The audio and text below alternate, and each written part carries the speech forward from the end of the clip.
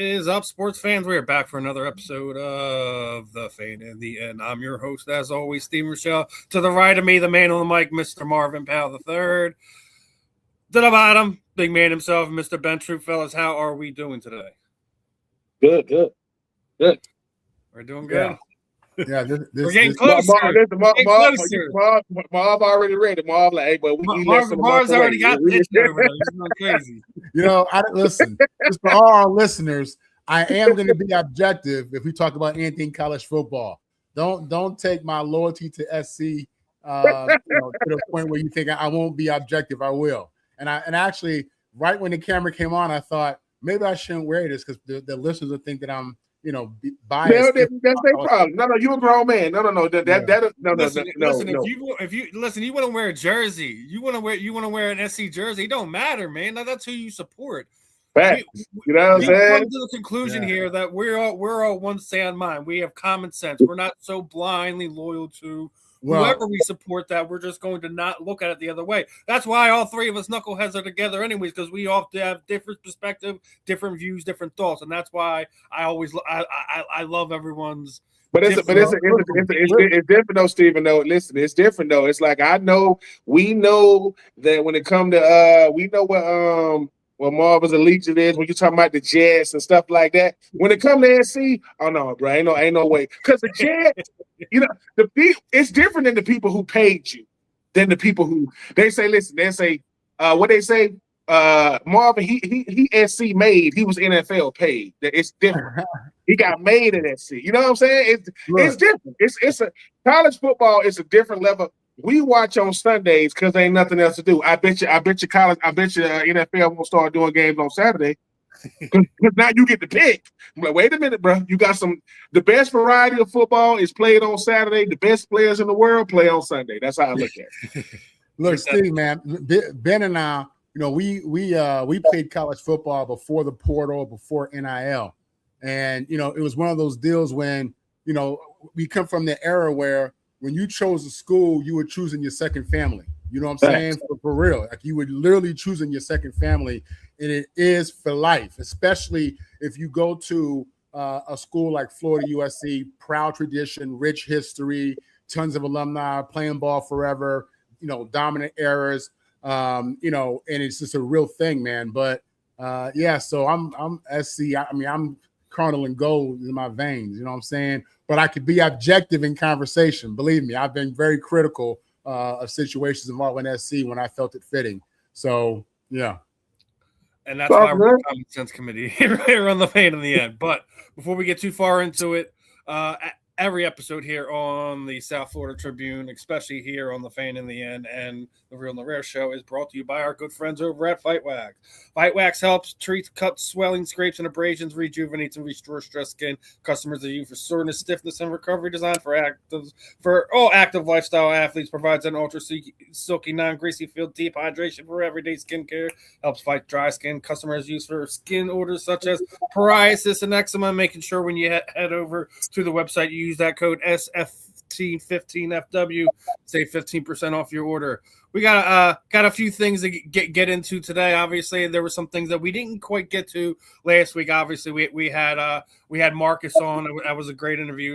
He's always fun. We're definitely going to try to have him back on sometime during the season. But we were talking about dual threat running backs, right? We didn't get a chance to talk about it, right? So I think we could all agree. Roger Craig, Marcus Allen, 1-2, right? Should probably put Christian McCaffrey in that conversation. He's not Hall of Fame level yet, but we're talking about the best dual threat running backs in history. He's got to be in the conversation, in my opinion.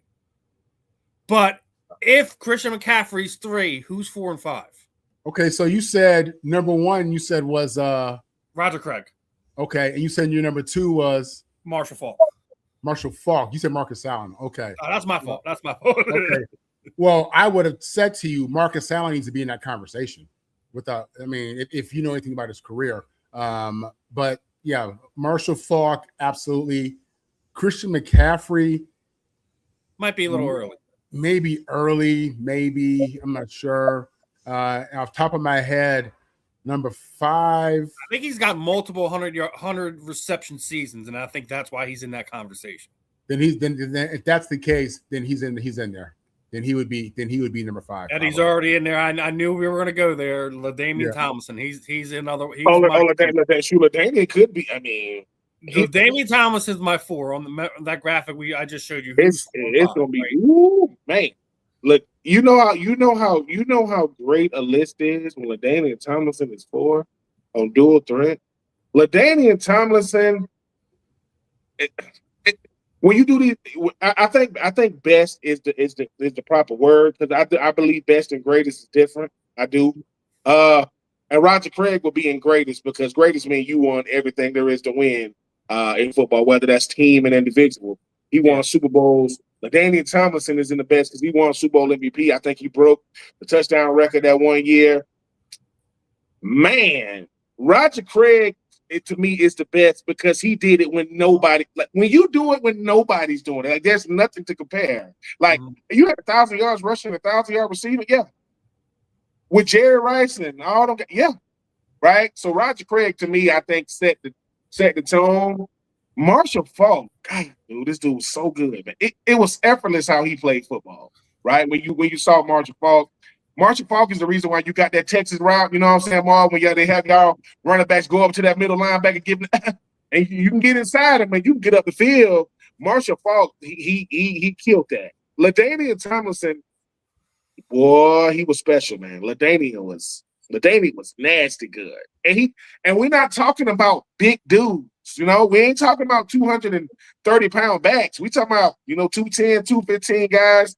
But Christian McCaffrey, to me, this dude most of these guys, they got a chance to do it in the league. Christian McCaffrey been doing this in Stanford. I mean, this what he's doing now, Christian McCaffrey is one of those type guys that a bad offensive coordinator can't mess it up with a guy like that, because he can do anything out there. He can literally do anything out there. A guy, to me, that was dual threat, but people only remember him for his running. Thurman Thomas was dual threat. In Buffalo, Thurman could do it. I remember Thurman Thomas catching all the passes out the backfield. He just gets lost because of how great of a runner he was. But to me, McCaffrey in there because he's missed too many games. But he's got the 100 reception seasons. I mean, that's he does. I'm gonna tell you what has he done? Yeah, I'm gonna tell you who, because he didn't have the rushing, and I can't put him in there. I thought it was gonna be Reggie Bush. I thought it was gonna be Reggie, because Reggie was catching a bunch of passes his first couple of years, you know what I'm saying, with the Saints. But they had Deuce, right? So he didn't have to really run that thing. But when he went to what was he went to? I think it was Buffalo or Miami when he got his 1,000-yard rushing seasons. But dual threat to me means I'm more than just a running back. Like I'm more than just I'm a every down back, because and Marv, you can speak to this better than me. Dual threat running backs are rare. Because usually you'll have a third down back that comes in on like the screen guy or the big back for the 3rd and 1. You know how much crazy it makes your defense when you're going to Christian McCaffrey going in motion. Oh, God. You see what I'm saying? Because I believe if Christian McCaffrey decided to be a slot receiver, he gonna still get you 1,000 because of how elusive he is. And a guy that I know he would like this. I mean, LaShawn McCoy was dual threat. He was very much dual threat. LaShawn McCoy, he was dual threat. You know what I'm saying? I'll give that to Brian Westbrook before I give it to Shady. B. West was. I'll give it to B. West. You can call me a homer. They were both my running backs, but if you ask me, when we're talking dual threat, Shady did it, but he didn't do it like how B. West did it. B. West didn't have the 100-yard seasons or the 1,000-yard or anything like that, but he was. I don't know if you can put him in the conversation. Vital part of that West Coast offense during that time. That's all I'm going to say. I don't know if you could put him in the conversation with. I mean, he's not in the conversation with them. Okay. But I said it. Ben mentioned Shady. I'm like, if you're going to mention an Eagle running back, it's going to be Westbrook. I mean, here's the thing. Here's the thing. Now, running backs are catching more passes out the backfield now. That doesn't catching a bunch of passes in the backfield. Dual threat means I'm a threat when I'm running them routes, just like when I'm. That's what it means. Dual threat. I'm a threat both ways when I'm toting that thing and when I'm, because it's so rare when you got a weapon like that. They should pay the. You want to know? Listen, you want to know what's crazy? You see how Bijan Robinson just shifted the whole market? What did Bijan Robinson was first team All-Pro running back. He was the number one paid running back in the NFL for 3 hours. But he was also second team All-Pro all-purpose. You know what first team All-Pro all-purpose? Christian McCaffrey. I'm telling you, Christian said, you want to get that money for real? Or you better show him you can do it. Not like when Drake London said, he said, well, I see myself as a football player who plays wide receiver. So that kind of stuff matters when you're trying to get your money. I love a dual threat. I think the dual threat running back, to me, because of a Christian McCaffrey, a Jahmyr Gibbs, they have the chance to shift how we see running back. And the boys say, boy, you want to three things the running back got to learn when he comes to the league. The first thing, pick up that blocking scheme, boy. On that blitz pickup, you better know who you got, because they're going to franchise next to you. 2, hey man, you got to get first downs on 3rd and 1. And 3, can you catch that thing out the backfield? That's when that money, $75 million for running back now, them boys gonna hit 100. Which means the running back position is starting to be respected again, Marv. Because at one point, you can do it by committee. No, you can't. You can get a guy in the 5th, 6th round. Not for real. He better be in a good scheme. Brock Purdy got people thinking you could be Mr. Irrelevant. Brock Purdy might be the 10th best player on the 49ers. You already had a team that was real good. So shout out to them dual threats though, man. I mean, because catching the screen is different these days. And Ben, to your point, they definitely throw the ball a lot more now. And when I brought up Marcus Allen earlier, in his career, he had 587 receptions. Stop playing, man. 587 receptions. This dude played in the 80s, y'all. You know what I'm saying? He played in the 80s. We need to stop disrespecting him. Marcus Allen, I apologize to you. Because here's the thing. Some guys were so good, we forget. Whoa. Marcus, he hurt you catching the rough. 500, that's not a bunch of check downs now. They ain't just dumping it to him because I go through 1 through 3 check down now. That's getting him out in space. Dang, Marcus, I didn't know you had that. And I listen. That's why I didn't push back on Marvin at all, because I knew, man. I told you I grew up on them library Super Bowl DVDs, man, and they were VHS back then. Hey, I'm gonna tell you another guy, Marv, and he don't get talked about enough. You know who was doing threat? Who? Little itty bitty Warwick Dunn. Warwick could do it. Yeah, he was. Yeah, I used to hate when he catches swing passes, man, because you couldn't find him. And Warwick Dunn went over 10,000. Wow, did he? Yeah, I wouldn't have thought that, but that's Okay. But he literally don't talk. I got to be Warwick Dunn's teammate for a couple of games when I was with the Bucks, man. Warwick Dunn sold me the first ever laptop I ever had, an Apple laptop or Mac or whatever. It was with Warwick Dunn, but he done used it and put it back in the spot or whatever. Put it back in the casing. That joker charged me $2 for that thing, man. He was like, "Troupe, you want to what?" I was like, yeah.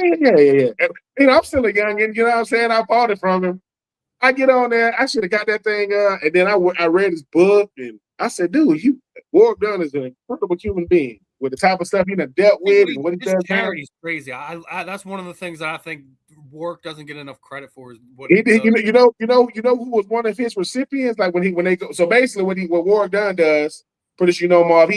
He goes to single moms and he gives them a new house. Yep. And the whole thing, the only thing they could bring is their clothes and they shoot, like all the furniture they have to donate it. Do you know one of the recipients that won was freaking Deshaun Watson? He gave Deshaun Watson's mom. Come on, man, that's doing it. You talking about a legacy? The greatest thing I ever heard him say in his book was his mom was a cop, and she used to volunteer. Like when she get off of work, she would volunteer like local supermarkets, and somebody killed her at an ATM. Somebody just came in when she taking money out, killed her, shot her and killed her. And they asked Warwick Dunn why he ain't. I'm pretty sure he is now. They asked, man, why ain't you got married, man? He said, because I don't want to hold another woman's hand. That means I got to let my mama's hand go. I said, boy, I ain't never heard nothing like that. Like he said, I used to hold my mama's hand, man. If I, you know what I'm saying? Like I'm really letting her go when I. Deep, man. That little joker got me for $2 though. So when I see him, I'm gonna say, hey, for real? I mean, it was Warwick Dunn, you know what I'm saying? All white, ain't no color scheme like it is now with different colors. I said, man, I let that go work done sitting right beside the same locker next to each other. He said, yeah, man, I charged you $2,000. I'm like, I should have like, dang, bro, you hit me over the head, ain't you? Paid it. He said, hey, ain't no cash out back there, Marvin. Ain't no cash out. Ain't no Venmo. Ain't no sale. He want them ducats. He looking at all that. I said, man, I got no, because Tampa got a bunch of strip clubs. He like, Troupe, you might have some of the stripper money. I said, that money ain't got no sweat on it, boy. That money ain't sticky. That money came from the bank. It's legit. It's legit. All right, well, let's get into the main topic for today. Obviously, when we were getting off the air last week, we heard that there was a sale. The rest of the remaining share of the Lakers sale had been finalized. Apparently not, because Jeanie Buss did not vote to sell the Lakers. She is, for all acts intents of purposes, the board of governors for the Lakers.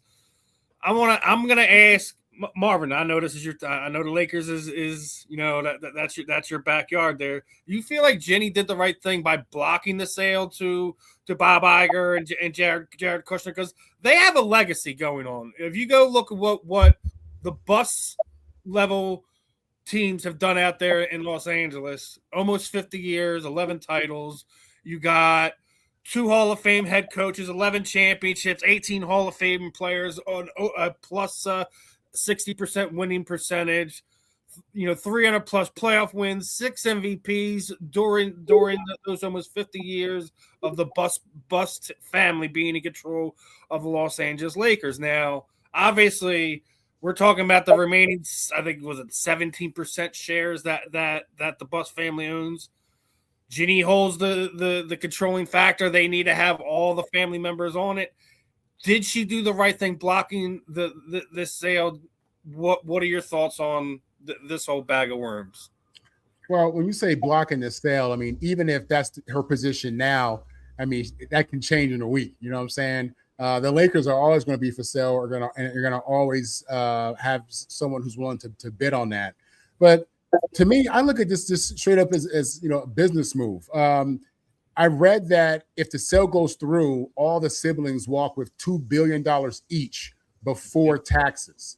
In California, that's going to be about $1 billion that they're going to get and they're going to lose. You know what I'm saying? Literally. So, but I'm sure they have it set up through some way with their accountant. So I'm looking at it like this. That number is just going to go up. You know what I mean? The overall value of that organization is just going to go up. And unless they're broke, unless they're in financial ruin and they can't get loans against their what they own, I wouldn't sell it. It doesn't make sense. You know what I'm saying? Like, the value is going to double probably in the next 10 years. Yep. You know what I'm saying? So it's just like, why would you want to let that go? Buss got that as an investment. You know what I mean? He got it as an investment for his family, and they've been eating off it ever since.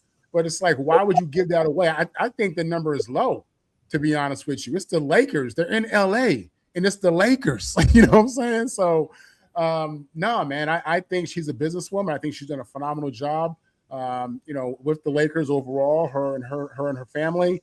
If I'm her, I'm keeping and I don't need the money. There's no situation going on. And, I see the NBA, wanting to go global and just expand that brand, and this number is going to double. So, I think if it's for business purposes, I get why she did it. She'll make more money later on. It makes more sense. Ben, your thoughts, Jeanie? Yeah.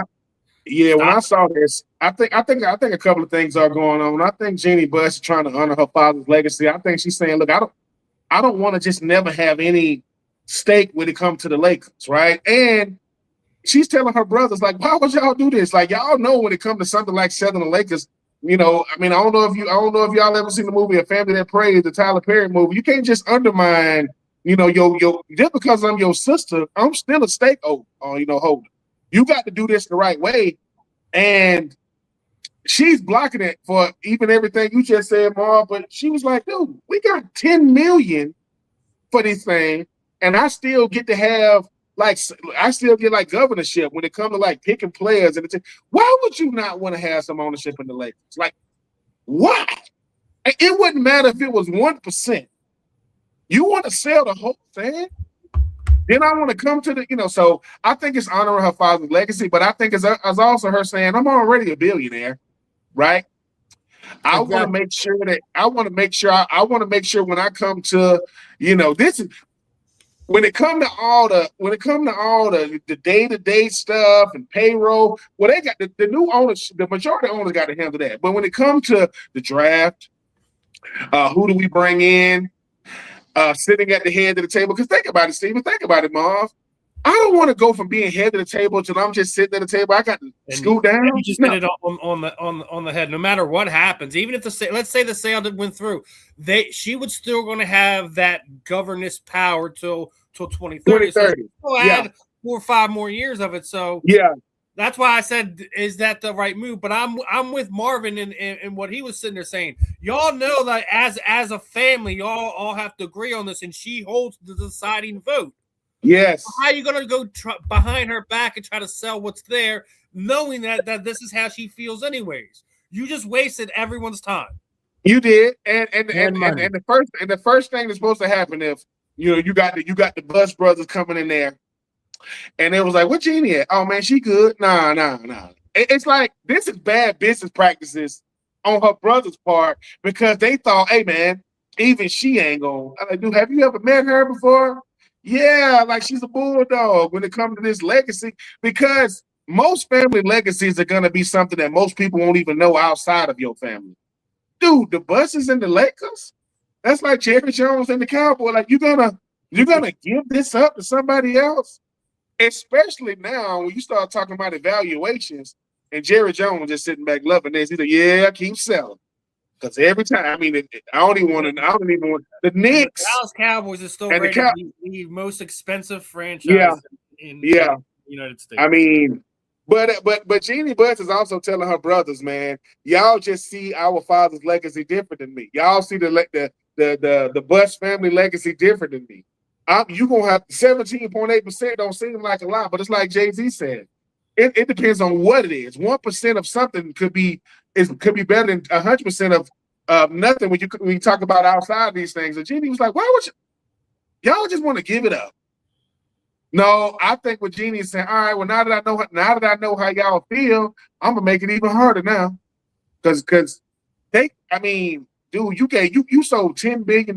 You got it for $10 billion, and you still got ownership in this thing.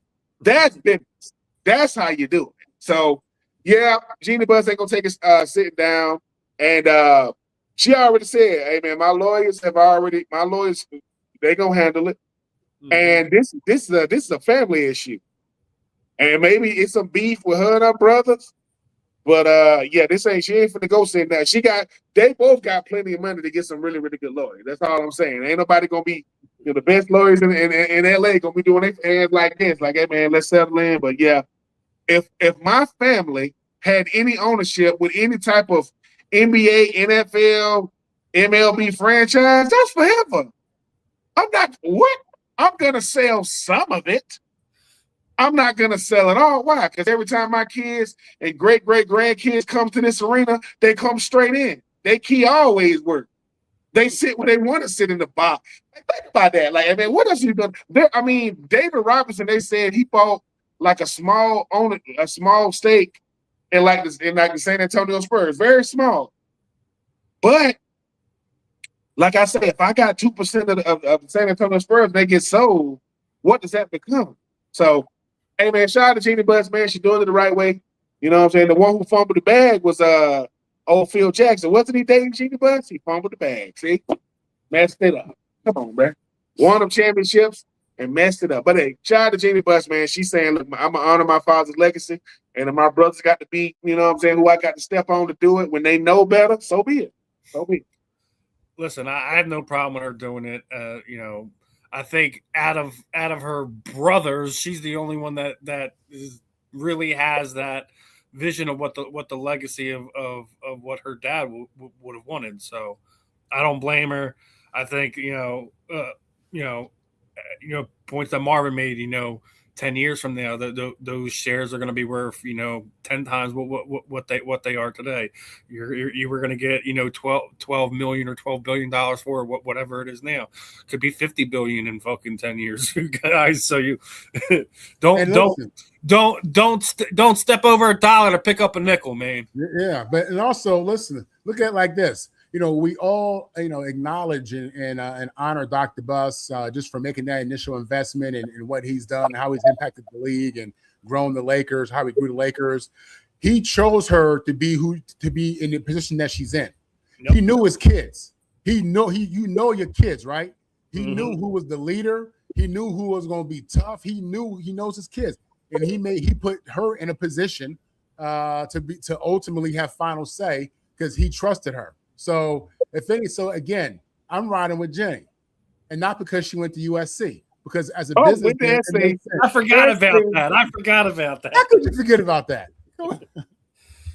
It's just one of those things you overlook. Like I was like, forgetting USC. So she LA for real. Like what I'm saying? Like okay, I'm with it. Now. Let's get into a few other things. The big story out of Washington this week had nothing to do with our government.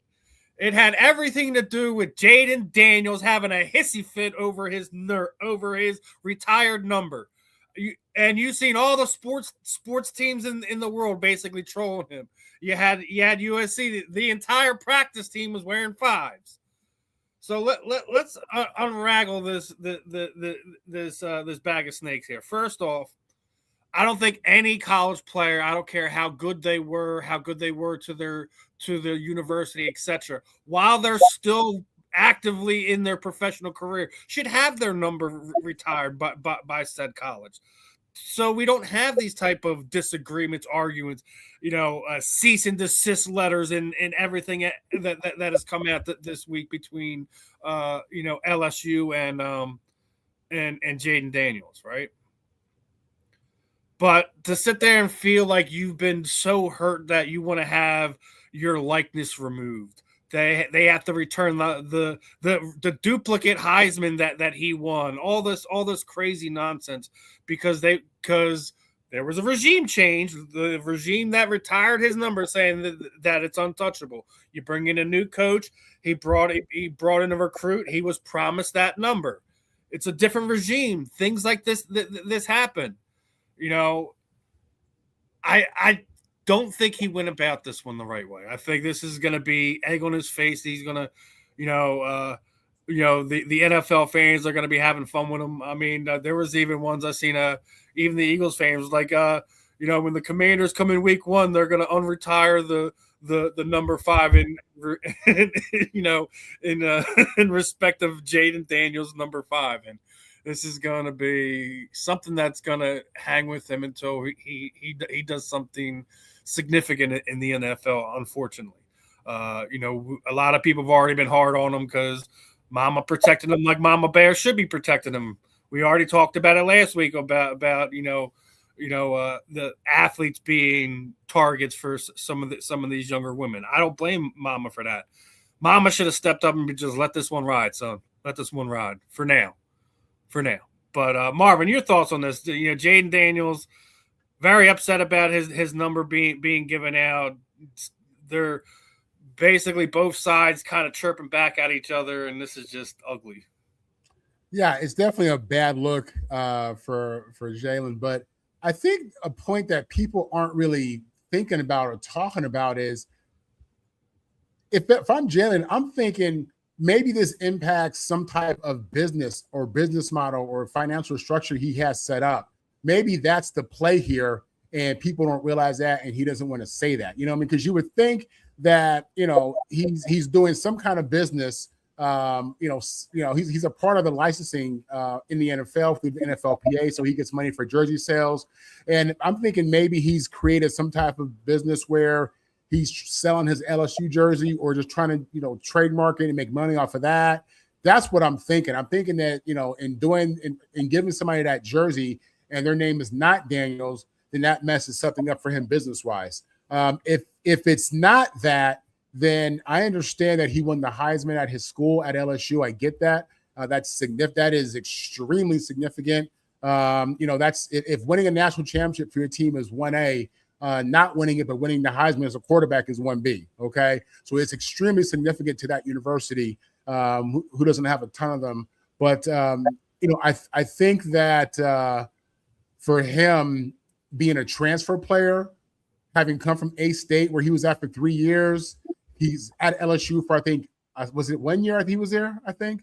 I don't know. It's a Burrow won a national championship there, and he didn't have his number. Burrow was there for 2 years. He was there. I think he was there for 2 years.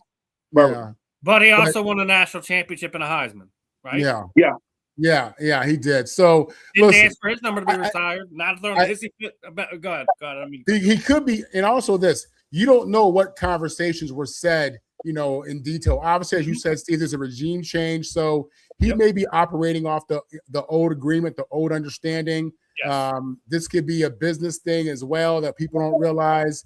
And if I'm him, I'm probably just focusing on my job as a quarterback for the Washington Commanders, just because of the fact that I'm coming off an injured plagued season, and they drafted me very high. They're still trying to figure out, am I the guy? Because 1 year as a NFL rookie, though he was outstanding, that's not it. This is a what have you done for me lately league. You know what I'm saying? So he needs to be focused on leading that offense, leading that team, to be honest with you. But, again, there could be conversations and things that we don't know. So that's my take. Ben? He did fumble this for a lot of reasons. Well, number one, LSU is one of those schools, they don't retire numbers. Like, I know Florida don't. I think Penn State don't. I think Purdue might not either. There's only certain schools that don't even retire numbers. Here's the thing, though. He won a Heisman, and I get it. You can't take that away. Him and Burrow, and I think another dude won a Heisman. The number that's like, the most iconic number there is number 7. I remember I remember Tyrann Mathieu and Leonard Fournette and Keyshawn Boutte and all those guys wearing it, right? It doesn't take away that he did what he did at LSU. You won a Heisman. It does not take that away. But when you start doing this, hey, man, y'all told me. No. Who told you? Because Lane Kiffin didn't tell you that, right? And I'm not saying that things aren't said on the recruiting trail or when you do something. But but you talking to a certain coaching staff. Did the president say this? Did the athletic director say this? Who said this? I don't think Jaden Daniels is wrong in what he wants. His approach is bad because, look, and I mean this. Tim Tebow wore number 15 at Florida. Guys can wear number 15. It doesn't take away the fact that, Steve Spurrier wore number 11 at Florida. Guys can wear number 11. And all I'm saying is, didn't Daniel wear 11 too? Yeah, Daniel Wolford wore numbers. It's just sometimes, right? We start thinking how I think about myself individually is not necessarily how the world gonna see me, right? And LSU was like, "Hey, dude, listen to me. You ain't bigger than us now. Like you're not bigger than the school you went to. I don't care who you are. You start off at Arizona State, things didn't work out, so you go to LSU. The world knows who you are because you went to LSU. Because if you didn't need LSU, you don't leave Arizona State. You looking at, let's look at these quarterbacks going around. I don't see a lot of Arizona State quarterbacks getting drafted in the first round, getting drafted, period, as of late. So you go to LSU, you have an incredible season individually. Y'all don't win an SEC championship. Y'all don't make the college football playoff, but you do win the Heisman, right? Prestigious. But the thing about it is, when you start saying, man, he can't wear number 5, says who? Because they told me, who told you that? The guy that's not even there anymore? And I think about something I heard Michael Irvin say. He said, I think one of the dumbest things you can do is get your jersey retired, man, because you live on. Drew Pearson, himself, and you talking about C.D. Lamb and Dez Bryant. He said, dude, every time they talk about 88, they got to talk about me. Every time you see an 88 flash across the screen, you got to talk about me. And I think for a guy like Jaden Daniels, yes, you made number 5 famous, but it's because you wore number 5 at LSU. You cannot take away where you did it at, right? So when Lincoln Riley goes to SC, and he tells Caleb Williams, "Hey, dude, you want to be iconic? Yeah, win the Heisman at SC. What? You want to be iconic?" He said, "Yeah, but Kyler Murray and Baker Mayfield wanted Oklahoma, and you want to be iconic? Yeah, do it at SC. Go to SC, win that thing, right? So now every time he does something in Chicago, they say, yeah, Heisman Trophy winner at SC, right? It doesn't take away that you won the Heisman, but where you won it at, it matters. But for Jaden Daniels, sometimes you have to be humbled in real time because people saying, dude, are you serious? Man, you can't win number 5. What? They promise, and that's the world we live in when it comes to recruit. They promise a young man, if I come here, I'm going to wear number 5. He's going to, you know how much more famous you making that young man right now? You making him famous right now, Jaden. And guess what? Yeah, you can't win. Your mom can fly to Baton Rouge and she can say, have my people talk to your people. Your mama ain't got lawyers like LSU got.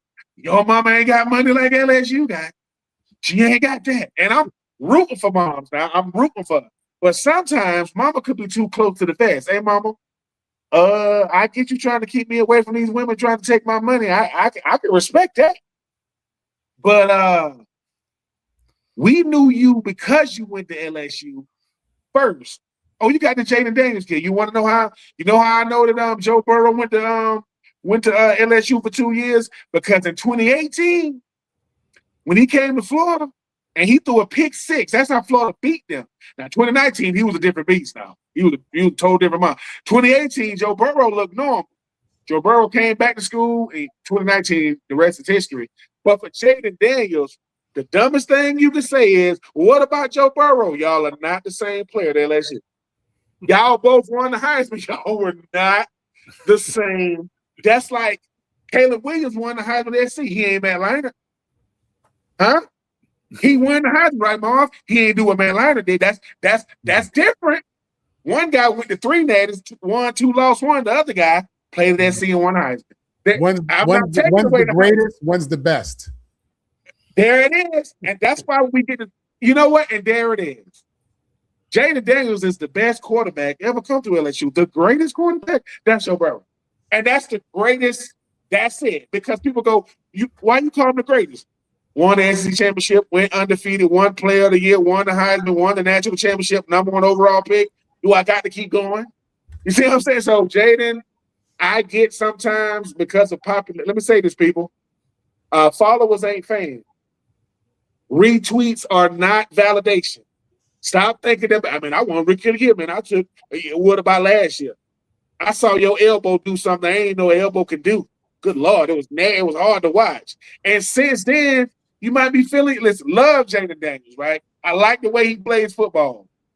The Washington Commanders, and I'm gonna say this: the Washington Commanders are not bigger than the LSU Tigers, baby.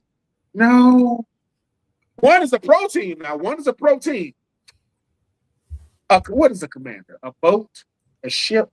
Anyways, I'm just saying, Jaden could have, listen, Jaden, you could have boosted, man, your freaking credibility. You could have boosted your resume saying, oh, man, listen, I want number 5, but if I can make it famous, let the next man make it famous.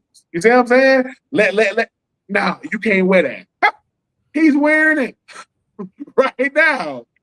And guess what? How many number 5 jerseys you think gonna get bought this year for that young man? A bunch. If they let you buy them, and I remember back in the day when we had East Bay and you could buy jerseys off of East Bay, they shut all that down. Man. I remember you could buy the Cats jerseys off. The Cats will be loving East Bay these days. East Bay was the first. Well, it's the first piece of mail I ever got. Send it to the house with my name on the address on. But nah, Jaden, man. I mean, you young. It happens. But there are football teams, there are juggernauts. LSU is a juggernaut. You don't want to play with that, man. LSU is bigger than LSU. It might be bigger than the Saints in the state of Louisiana. I love the Saints, but LSU, like I mean, the only team I could compare to SC in California is the Lakers and SC. And I would go Lakers, SC, Dodgers, Rams. I mean, the Chargers, I'm sorry. The Chargers are the best. They are. I don't want to say it like that. And you don't play with that. You don't play with it. Don't play with college football legacy. He ain't wrong there. Losing losing their left tackle for the rest of the year is not a great way to start off, especially with him still seeing ghosts, so to speak. So he's got a lot on his plate. I hope that he does well, except when he's playing against my Eagles. But other than that, we've already talked about it. There's a developmental quarterback problem that the NFL has right now, and it's going to be rearing his ugly head all over the place this season, if you ask me. I do want to ask. He better play good, Steven, because if he doesn't, this distraction. They're going to be throwing up the fives all year. Now, he might as well get ready. They're going to be throwing them up all year long. Everyone's going to be doing it to him all season. They have a bad play, have a bad throw. They're going to throw up the five. Man, they're going to do anything to get under his skin at this point in time. He's letting the world know that it's affecting him, so people are going to use that against him. Yep. But what do you guys think about what's going on in Minnesota? They already named Kyler Murray starting quarterback there. There's been reports that there was before the announcement that JJ and Kyler Murray got into a scuffle at camp and stuff like that. What do you think in this early in preseason with what we thought was going to be an open quarterback competition? Looks like it's over pretty quick. Do you think the Kyler Murray haters are going to be eating crow this season, Ben? What do you think? Listen, I was on Mondays. I was blessed enough to do Win the Division with Ryan Smith, and we did the NFC North. We had like a panel of Green Bay, Chicago, and when it came to Minnesota and Detroit, all the other three from the other three teams, they was loving Kyler Murray. They were like, dude, this dude, JJ McCarthy, for some reason, right? Don't JJ McCarthy know we've seen him play football before? Like, we've seen you. There is no such thing as perception in NFL, dude. It's only potential. Perception is for the world. I have seen you. They said that coming out of Minnesota, they said that Coach O'Connell has come out and said, dude, he's unplayable. Like, think about that. You know how bad you unplayable. So, I mean, sorry about that. They got the kids in here washing clothes. It's crazy dryer, man. It's all right. We all know what that buzzer means. I told my wife not to get this thing. But I will say this. JJ McCarthy really how he hadn't been in the league long enough to understand as soon as they traded for Kyler, dude, that's going to be the starter. Former number 1 overall pick. You really thought it was going to be a competition? Justin Jefferson to come out and said, we finally got somebody in the league that can give me the ball. Aaron Jones said something about it. JJ is feeling the effects of the first time in his life, how he plays ain't good enough. And that's a hard pill to swallow. If I've been the best in high school, the best in college, first round pick, get hurt, Sam Darnold take us to 14 wins. The next year, we don't even make the playoffs. Sam Darnold wins the Super Bowl. We looking at what could be. We trade for Kyler Murray. You don't trade for a former number 1 overall pick to compete, JJ. And and here's the thing too. Who won the scuffle though? I mean, JJ was like, I'm gonna win something. So I hate this thing. It's I'm gonna say this. As a person that had to deal with this in my career, who understands that the business of football trumps talent. It trumps feelings. It trumps. I got drafted in 2004. I was a second round pick, but I was the first pick of the team. I was the first of 14 guys, right? And to be quite honest with you, that's a big reason why my career even had a career. Because my rookie mini camp, and it was hard to watch. If I would have been on Hard Knocks, I would hate Hard Knocks. They were like, Troupe, you was, yeah. I said, take awful. I'm worse than that right now. I ain't picking up the playbook. Well, it was a dude by the name of Ben Hartstock. Ben Hartstock was the starting tight end in the 2002 Fiesta Bowl Oh, it was a Rose Bowl in the national championship against Miami. He was a starting tight end for Ohio State. We both got drafted in 2004. He got drafted to the Colts. He is not a receiving tight end. He's a blocking tight end. And it was him and Dallas Clark. He was there for like a couple of years, and they let him go. Well, we needed a tight end because I was dealing with injuries. When he came in the building, I don't really know what I'm looking at. I'm like, what's up, B-Hart? What's up, baby? I don't really know what's going on. And then I'm like, wait a minute. You just signed with the Titans? He's like, yeah. You still play tight end? Yeah. What the hell? What? You know, it's not clicking. But they was like, true, man, we got this next man up. And for a guy like McCarthy, what he don't get is, dude, you're not that good right now. I'm not saying you can't be good, but the Minnesota want to win right now. They got a team. Justin Jefferson, top 1, top 2 receiver in the league. Jordan Addison, top 5, second, number 2 receiver in the league. Aaron Jones, definitely a top 15 back. TJ Hawkinson could definitely be a top 15 tight end. Serviceable offensive line. JJ McCarthy, you are awful. I mean, Justin Jefferson, listen. Justin Jefferson had 2 touchdowns last year, people. 2! Justin Jefferson. He's probably having a party right now. Let me tell you something. Kyler Murray is benefiting from still having a lot left in, because here's the thing now. Kyler Murray plays well in 2026. They're going to give him some money. They're not going to let him lead the building. He's going to be their guy for the next 3 or 4 years. But J.J. McCarthy, it's the business, man. It ain't personal. You can take it personal. But you know, I just think that, you know, Kyler Murray. I mean, look, Kyler Murray did to Daniel Jones. The Arizona Cardinals don't want him no more.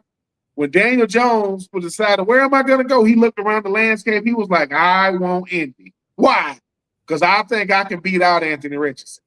Didn't he just get a new contract? Well, I mean, and Coach McConnell, they're saying we got to have a guy that can not just win games. This NFC North going to be deep with Caleb, and you know what I'm saying. And you talk about golf, and you talk about Love. I got to have a quarterback that can compete. Well, I mean, I'm not saying if I'm ranking them quarterbacks in that division. If I'm ranking them, I don't know if Kyler Murray going to be 4. Caleb Williams, we seen it last year, right? Caleb Williams can be as good as he want to be, this dude. Right? If Caleb Williams can figure out how to just play within the confines of the pocket and not have to get off, he's magical outside, but you can't survive like that. Kyler Murray, I mean, he's right there in the mix. Jordan Love, no, I wouldn't put Jordan Love over Golf. Golf been there, Golf get it. But yeah, Kyler Murray, he's in a nice situation. J.J. McCarthy, man, take your money and be a good pro, man. Don't. Because he's the backup. And Cage do not want Kyler Murray to get hurt. Because if he does, well, back to the drawing board. But yeah, I just think J.J. McCarthy is realizing year 3. Mac Jones got drafted in the first round to the New England Patriots. He's already over there with San Francisco. It happens, man. Remember Drew Rosen? What's his name? Rosen out of UCLA? For a while too. Everybody was saying Rosen, man, he gonna reshape you. You're gonna have to redo the playbook for him. It's gonna be he gonna get bored. Where is he at? Probably doing his show right now. He ain't leave. So sorry, JJ, man. It's the business, man. It's the business. What are your thoughts on this one, Marvin? Yeah, I think John Harbaugh got the most out of him when they were in college. You know, you forget Michigan was a run-based offense, a lot of play action. He threw the ball, made some plays for sure. But in the NFL, I mean, you have to be a different caliber quarterback, a different caliber athlete. You know what I'm saying? You have to be special. Something about you needs to be special. I don't know that he's special. Is he one of the top 100 quarterbacks in the world? Meaning, can he make a roster for the next decade? Probably. You know what I'm saying? I wouldn't be shocked if he ended up being, you know, if he went out to L.A. With his guy as a backup, obviously. But Kyler Murray was the number 1 pick in the draft for a reason. He won the Heisman for a reason. He, you know, in his first 7 years, he's been to multiple Pro Bowls. Who didn't think he was going to be the quarterback for the Vikings this year? You know what I'm saying? Are you kidding me? Did you just hear the resume I just listed versus JJ? So yeah, man, it really was a no-brainer. And as Bennett said, the Vikings have a significant investment in Justin Jefferson. They have a star. They have another, hell of a player in Jordan Addison. You know what I mean? They got Aaron Jones. Aaron Jones running the ball. You know what I'm saying? They got a tight end. They have things out there. So they want to win now. You know what I mean? And you got to have a guy who can pull that trigger. And as Ben was talking about, be competitive in a very thick division. You know what I'm saying? All of a sudden, this is a real division, y'all. You know what I'm saying? It's going to be real. You got real quarterbacks, good teams. So yeah, I don't think JJ is anything close to being an NFL starting quarterback right now. I just don't see it. And the comparison against Kyler Murray, no matter what you think about Kyler Murray, his resume far exceeds anything close to JJ. So yeah, this is the obvious choice. I expect them to finish second in the division next to under Chicago. Yeah, well, look, I think a lot of people are going to sleep on Minnesota. I think if Detroit continues their downward decline, I think it'll be fairly easy for them to for Minnesota to attempt to leapfrog them and kind of fight for a wild card, potential division title, depending how good or bad the Bears will be this season. Obviously, it's been a seesaw there. That is a tough division down there in the NFC. So we'll see what happens there, but. It is that time of year where we're just getting scuffles all over the place. Y'all see what happened with the joint practices yesterday between the Saints and the Cowboys? Yep. Heard about it. Yep. I got a clip for you because we got to bring it up.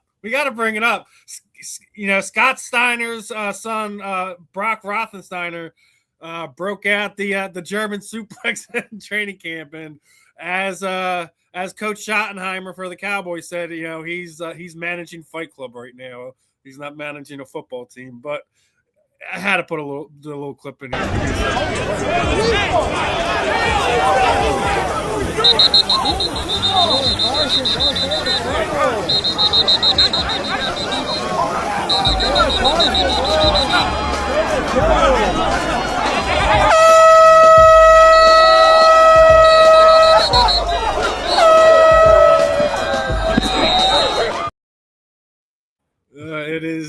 It is Fight Club type of year when you're fighting for roster spots and training camp and stuff like this. And some people are like, "Oh, listen, let them get it out. Let them get it out." This is a part of figuring out who you are, who are you to your teammates. Are you have that mentality to be an NFL player? Sometimes it's a little too much, but when you have a guy like Roethlisberger, where he's already facing a suspension there, and he has to make an impression. He has to make an impression right now. So it's just funny to me. A lot of stuff going on in Dallas right now. Outside of the little scuffle and brawl there with the Saints, they just signed old man Von Miller, right? And now they're walking into an Eagles situation because I don't know if you know, is that CeeDee Lamb is dating Von Miller's ex-wife. What? They were just caught at the club 2 nights ago. The next morning, Von Miller signs with the Cowboys. I wonder how Dak's going to handle this situation because we've just seen how it played out with Jalen, A.J. Brown, and Hassan Reddick from a few years ago, right? That A.J. was running around with a chip on his shoulder, all that other nonsense, right? So how is Dak going to handle that? Because that's going to come to a front at some point in time. I don't know if Von Miller is the older gentleman in the room now, may just let her do her thing, whatever. But being the fact that Von's on defense, CeeDee's on offense, things could get interesting. I'll just say it that way. But I think Von signing there is a smart move for him. Has another chance to kind of rack up some more sacks. Get up there as one of the better pass rushers of our era. But I don't know if Dallas was the proper landing spot for him. But let's just say it's going to be interesting this season. What are your thoughts, Marvin? You know, in any type of work environment, I don't care, what it is. When you work with a dude that's, having a casual relationship with a woman who were in love with, that could be complicated, confusing. You want to believe that a certain level of professionalism will exist. You want to believe that Vaughn knew she was dating this dude before he signed. So, it is what it is. His attitude is probably Tupac MOB, you know what I'm saying? And real talk, And I would think it, as awkward as it probably will be, I would think it's going to be fun just because Vaughn's a veteran.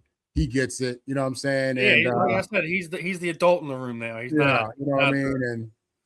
And CD. I remember my CD. He was the one who on draft day was sitting next to his girl, and she grabbed his phone. Yeah. So my man, it is what it is, man. He just living his life right now. That's all. I want to hear Ben's thoughts though. Well, I mean, the first one, the first one. I mean, even dealing with the brawls, people don't fully understand what joint practices mean. It's not a matter of if, it's when. That's why joint practices don't last a week. Look, it's hot. I'm tired of hitting my own teammates. Tempers are already. I mean, look, patience is low. Tempers are very high. So what happens is, and guys are going there and say, this is what they don't show. Guys are going there and say, hey, bro, you do that what you did yesterday, we're going to jump it off. Like, all right. Look, ain't nobody backing down from nobody. Not in these situations. I mean, you take what men are naturally. High-strung, high-spirited, who you think you're talking to. This is football. This is where, it's a bunch of, they should call football alpha male. That's all that's out there. You got a bunch of alpha males out there, no matter who it is. So I think it's healthy. This is what coaches are saying. Coaches say the same thing. You better not break your hand. That's what they're going to say. You better not get injured. You better not break your hand. Because people say, well, why do the whole team run in? You don't want to be that teammate seen on the sideline not helping your teammates. Look, and most of it, you notice it wasn't a bunch of, you see that both guys were pulling helmets, wasn't a bunch of fist throwing. That's 2026 fight. That's understand, hey, bro.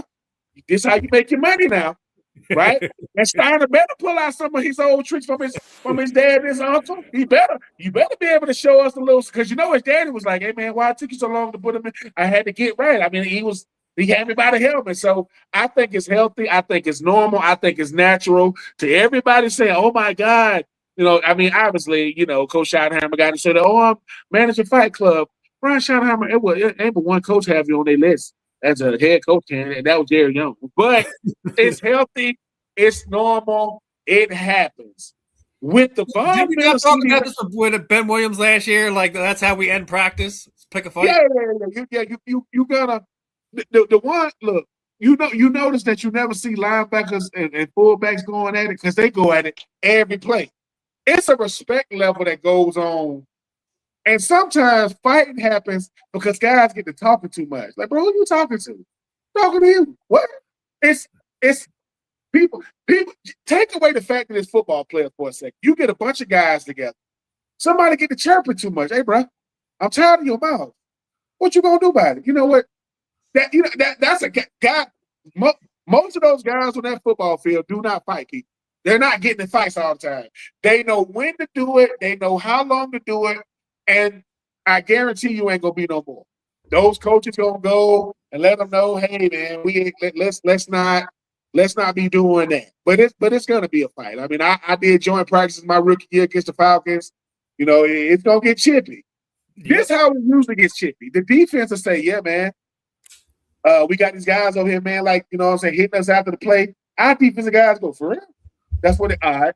So it's like delivering messages, man. We ain't no, yep. Hey man, ain't no punks out here, man. Ain't nobody soft over here. And it's an ego thing. But I'm happy that nobody really got injured in it's football. As far as CD and Von Miller, I blame one person, man. And I don't blame CD. I don't blame. Come on. the ex-wife. Come on, man. Now, in CD's defense, he did not know that Von Miller was going to get picked up. Like, he didn't know that, right? He didn't know that. And I ain't judging nobody's lady, but Von Miller's ex-lady, woo, that lady, woo. So I ain't mad at CD either. That lady is serious, man. But listen, I will say this. It's gonna be a part of Von Miller and her, they got 2 small children. They got kids together, right? So they're gonna have to see each other. You know what I'm saying? But Von Miller don't seem like the type of person that's gonna. Let me tell you something. Von Miller gonna do a lot of things. He ain't gonna be clothesline on CD Lamb. Now he'll be on his way out. Hey, cut that out. You treat CD Lamb. You treat CD Lamb the same way you treat Dak Prescott. Hey man, that's the money right there now. But I will say this.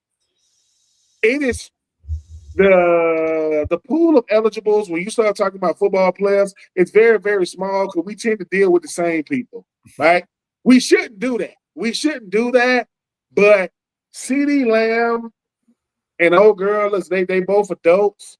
They doing what adults do, you know what I'm saying? It's just, you know, the Dallas Cowboys, they just go out of their way for headlines, though. It didn't like. No, you say what Dak already said about their offense, right? Oh, what? That they're the greatest offense that there is. They have the greatest offense that there is. Is that right? Yeah. That is a real thing, dude. Dak, you know what's there is. You know what's crazy? You know what's crazy though? You know what's crazy? I would tell you, I said, Dak, what you going to year 9, year 10, or whatever it is? Bruh. I think he's 11 now. 2 playoff wins.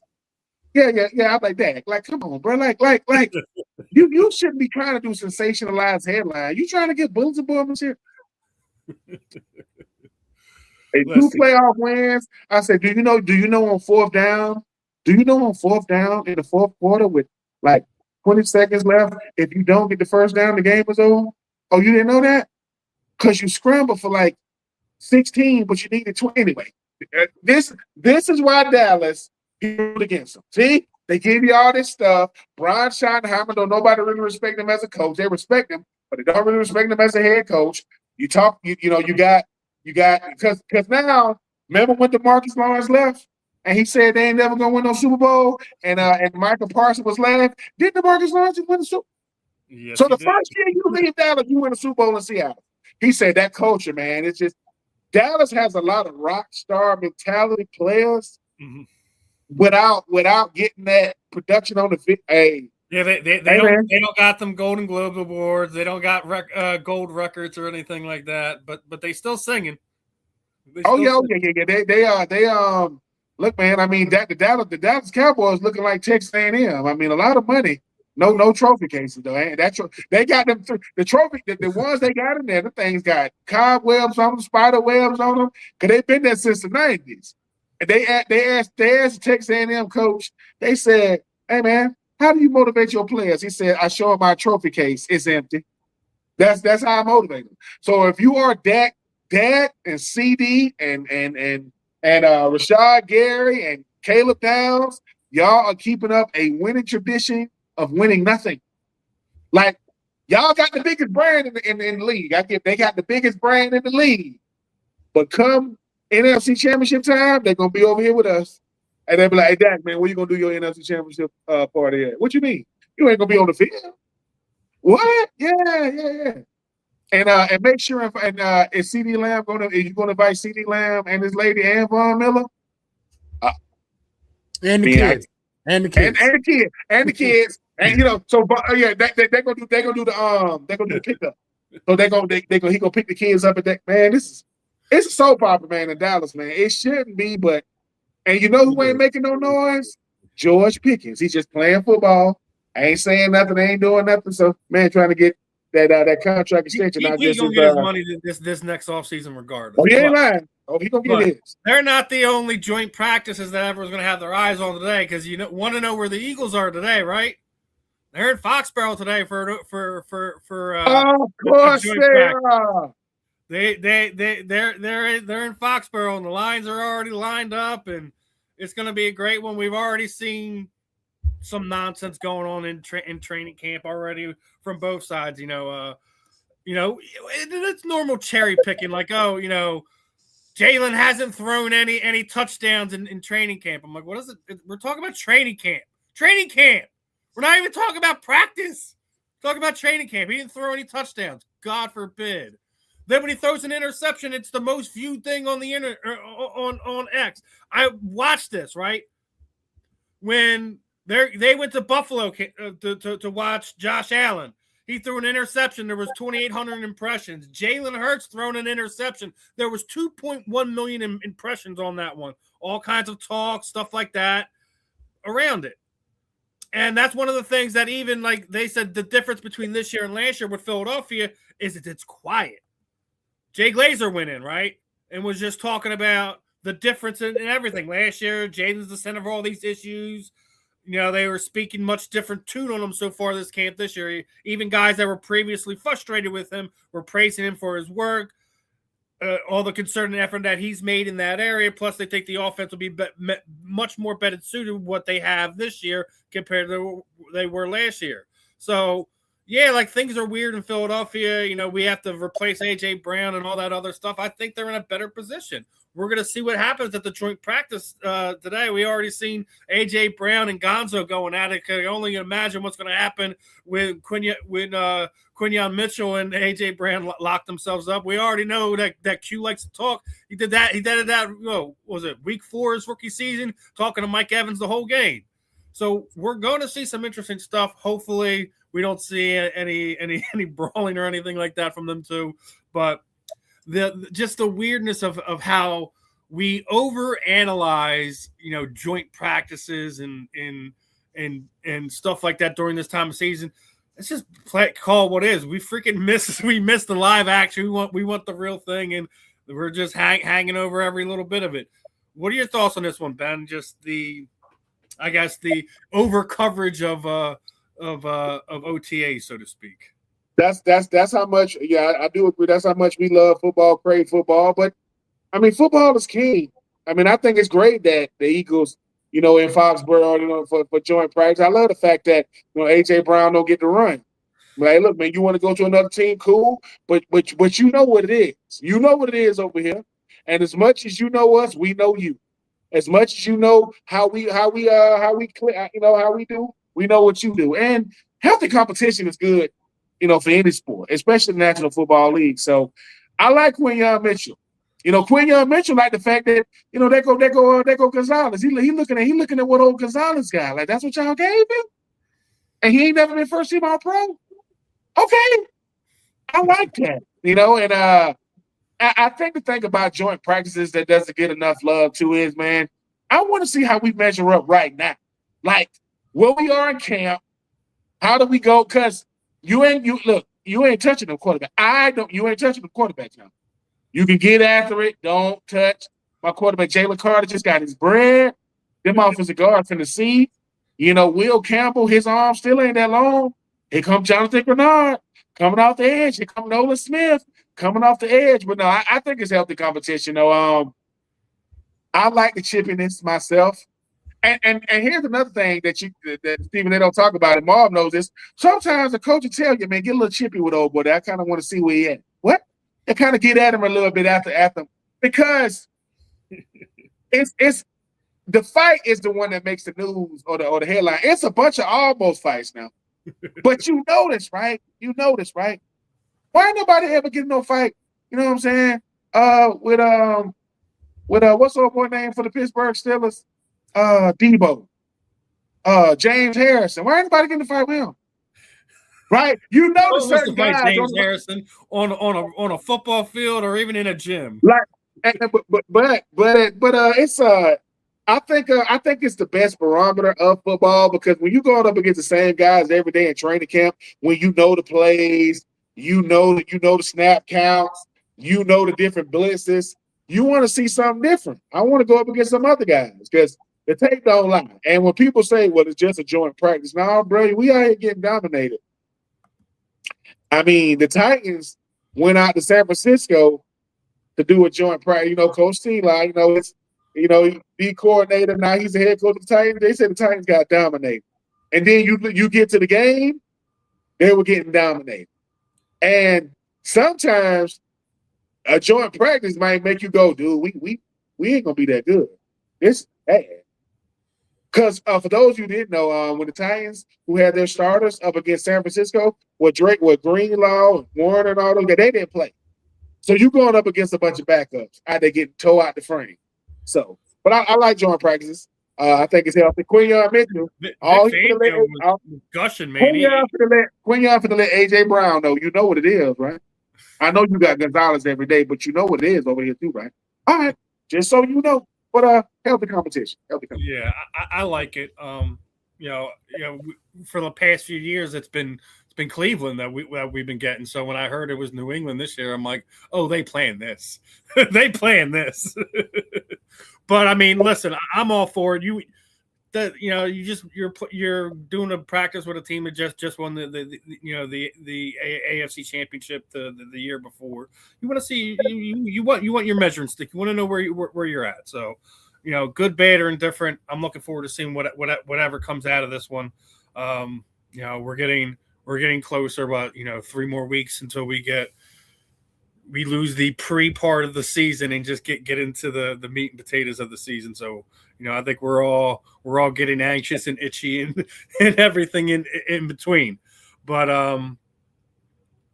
there are some other stuff I wanted to bring up. Now I don't think Marvin was on for this one, but we already talked about earlier this season what's going on with Alec Bohm and him, suing his parents for misappropriating his funds and stuff like that. We have another situation going with a family type of situation going on with Calais Campbell right now. Obviously, brother being charged with the death of his mom. He's going into his last season. The team being very accommodating. Allowing him personal time when he's asked for it. I can't imagine.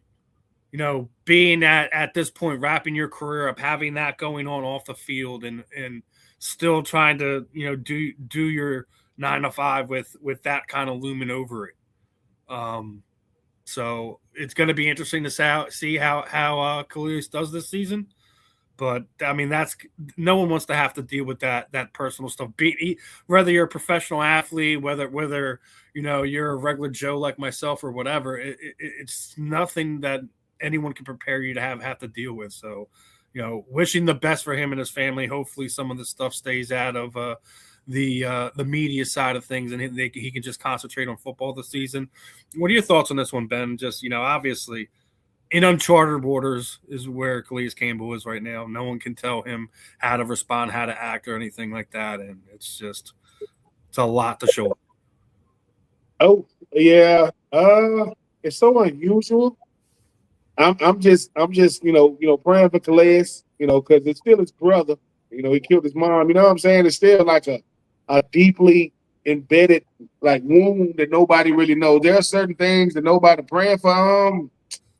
Praying for Eric Bieniemy, his wife, his kid. You know what I'm saying? This stuff is. Yeah, wifey kicked him out. Wifey was like, "I'm good. Get back to work." You know what I'm saying? It's there are certain things that happen in football that you wish you could keep private, but because you a public figure, it comes out. Calais, what do you say? Yeah, man, my mom is gone. My mom gone and my brother gone. You know what I'm saying? My brother took my mama's life, and my brother's gonna go to jail probably for life. And I'm trying to go into whatever year this is, 1920 for him. Football seems really, really small when you're dealing with family issues. So my deepest sympathies and empathies to a person like Calais Campbell, man. And maybe football is his therapy, man.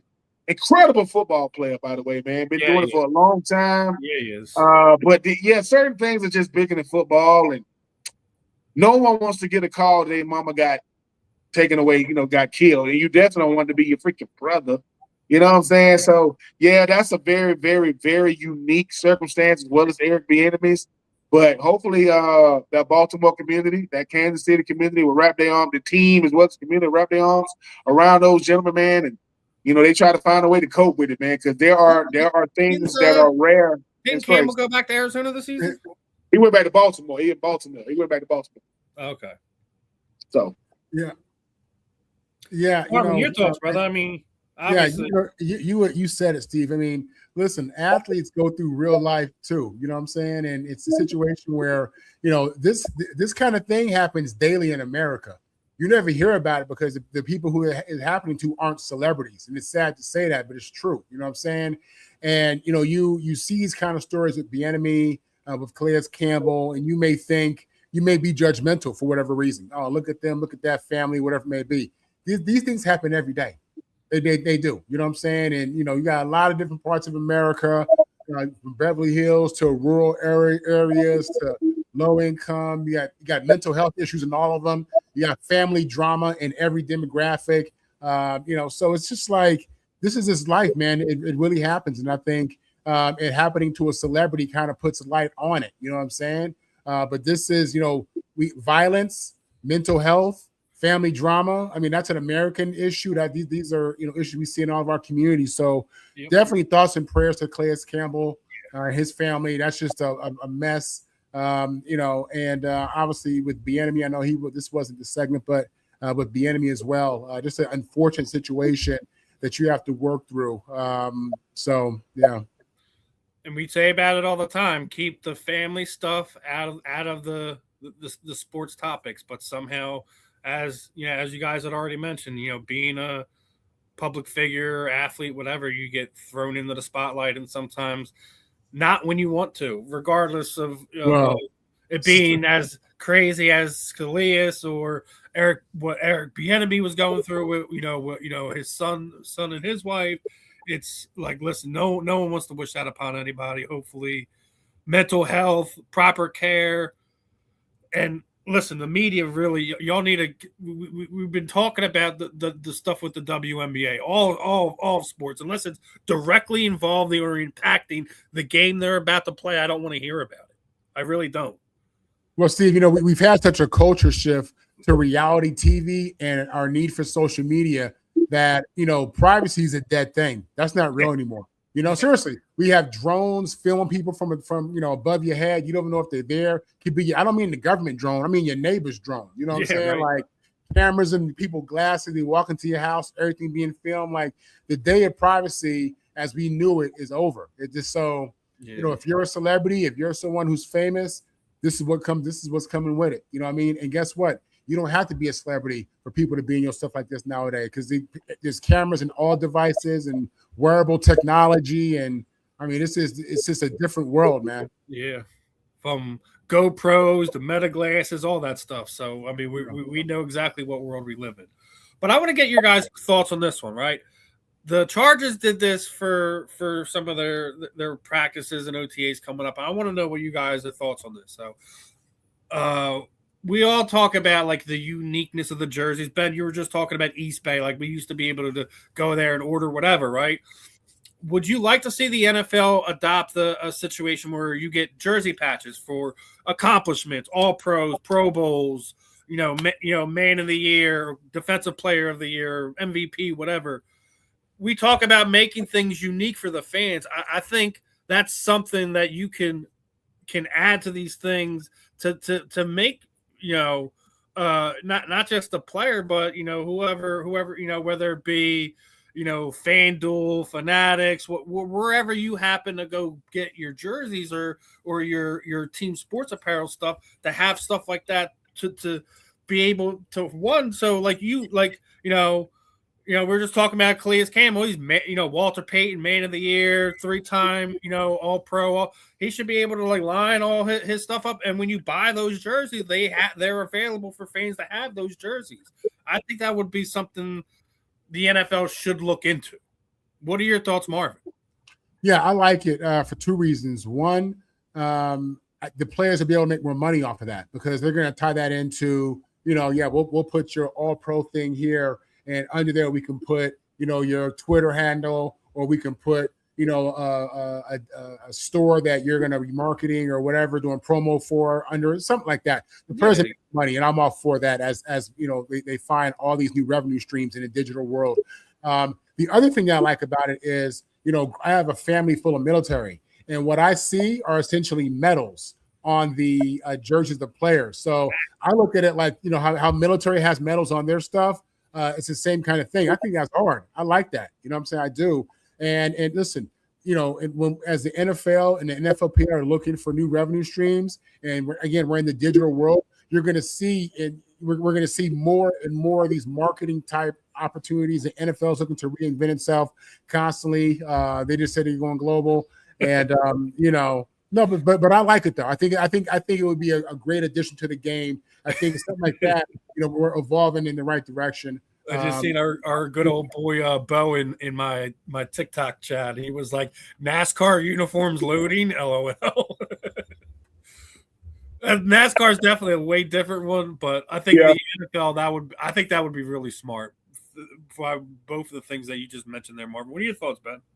Yeah, I like it. I mean, specialty jerseys, and number one, it's hard to accomplish these things. Defensive player of the year, offensive player of the year, and now I don't know how they would do with the Pro Bowl. Like, they do Pro Bowler or one-time Pro, but these things are prestigious. But it's so many things now, because now you got Pro Bowls, you got All Pros, you got Super Bowls, you got defensive offensive player of the year. You also got top 100. Where you rank with that. But I also it shows a level of appreciation to these players, because sometimes we forget. Like we was talking earlier about the dual threat. When I go Ward Dunn, and I say, well, he had 10,000. Like, for real? It's like we forget. Some of these players were incredible, and it's a way to. It's another. That's the jersey you want in your crib, for real. Like, yeah, man, that joker was. I'm looking at Khalil Mack. I forgot that Khalil Mack was defensive player of the year. Dude played at Buffalo in college, 5th overall pick. So yeah, I definitely think you do it for so many reasons. And hey, man, a person who would have loved to have done this when he played was Terrell Owens. Remember when Terrell Owens had on the jacket? It had all the stats and stuff on the back. But it's respect. It's honoring these players for what they've done, why they doing it. And I like it. Because think about that. You come on a team and you in the practice, this dude got patches everywhere. I mean, Tom Brady would have had patches all over his freaking jersey. But sometimes you have to be reminded too. Sometimes hey man, it's hard to make it to the league. It's even harder to stand out. You talk about players of the year. You talk about Pro Bowl. You talk about All Pros. I mean, yeah, I like it. I'm for it, and it's a chance for the NFL to another revenue generating stream. Yeah. There go another one, but it's a difference in being a Pro Bowler and an All Pro. There's a big first team, second team, third team All Pro. Is nothing wrong with being a Pro Bowler now, but Pro Bowls, they can make it down to like the 14th alternate now. You can have a dude going to the Pro Bowl that, threw for, 2,500 yards and, 20 touchdowns. Because ain't nobody want to go, especially now with the Pro Bowl games and playing hopscotch and playing tag and, whatever they do now. I don't even know what they do anymore. But, yes, I'm a fan of the patch, especially on the practice jersey. Like, because that's when you earn them stripes, man. You got them youngers running up to you like, hey, man, Calais Campbell, man, you about to be 40 years old. Yeah, but I also got 100-something. That's first team All-Pro right there. What? Yeah, young. I was doing this when you was in middle school. 19 years? He's going into year 19. God, respect. And I think you should put a patch on what year you are in the league, like 19th or 18th. I think that kind of stuff, too, to let kids know, hey, man, that's 19 drafts. They came and went, and I'm still here. Start. That's dope. Now, speaking of trying to get back to a team and start, and I don't know if you've seen last week that Ertzy was working out with Andrew Luck there in Stanford, trying to get back on a team, get back on the field. Obviously, gruesome injury at the end of last season. Now he's been linked to Philadelphia because I think he's like 7 catches away from having the most receptions in Eagles history. So I know people are asking for that. Ben, your thoughts, man. Do you think he's going to play in more than a handful of games this season and be able to give his final ride on his terms, or have we seen the last of what Zach Ertz has to offer? If Zach Ertz can bring, if he could bring some quality of a play to like the Eagles, Yeah, I mean, sometimes teams are good enough to let a guy come out like a Zach Ertz and say, "Hey, man, I want to be a." Kind of what the Chargers did last year for Keenan Allen. Yeah, I can see something like that happen, but it just can't be a gimmick.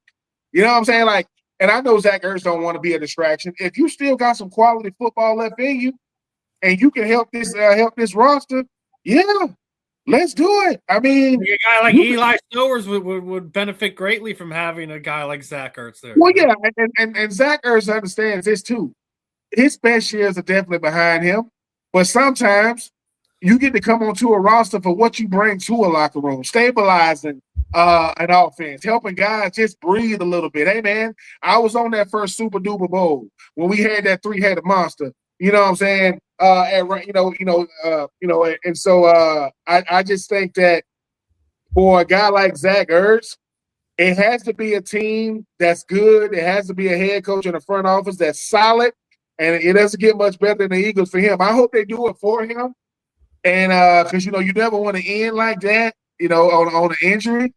But being out there with Andrew Luck, who I think is the general manager, if I'm not mistaken, for Stanford right now. Yeah. And football it's unforgiving, man. Sometimes sometimes your last game or last play ain't what you wanted it to be. Everybody don't get that one-day contract or that final season. Everybody ain't getting the Kobe. That's not happening. But if the Eagles can find a way to bring him on the roster and he's actually helping the team, I mean, so be it, man. I mean, he could be the third tight end on the roster, man. I don't see that being a huge problem. He's not playing on special teams though. No, he definitely ain't. He definitely ain't playing special teams.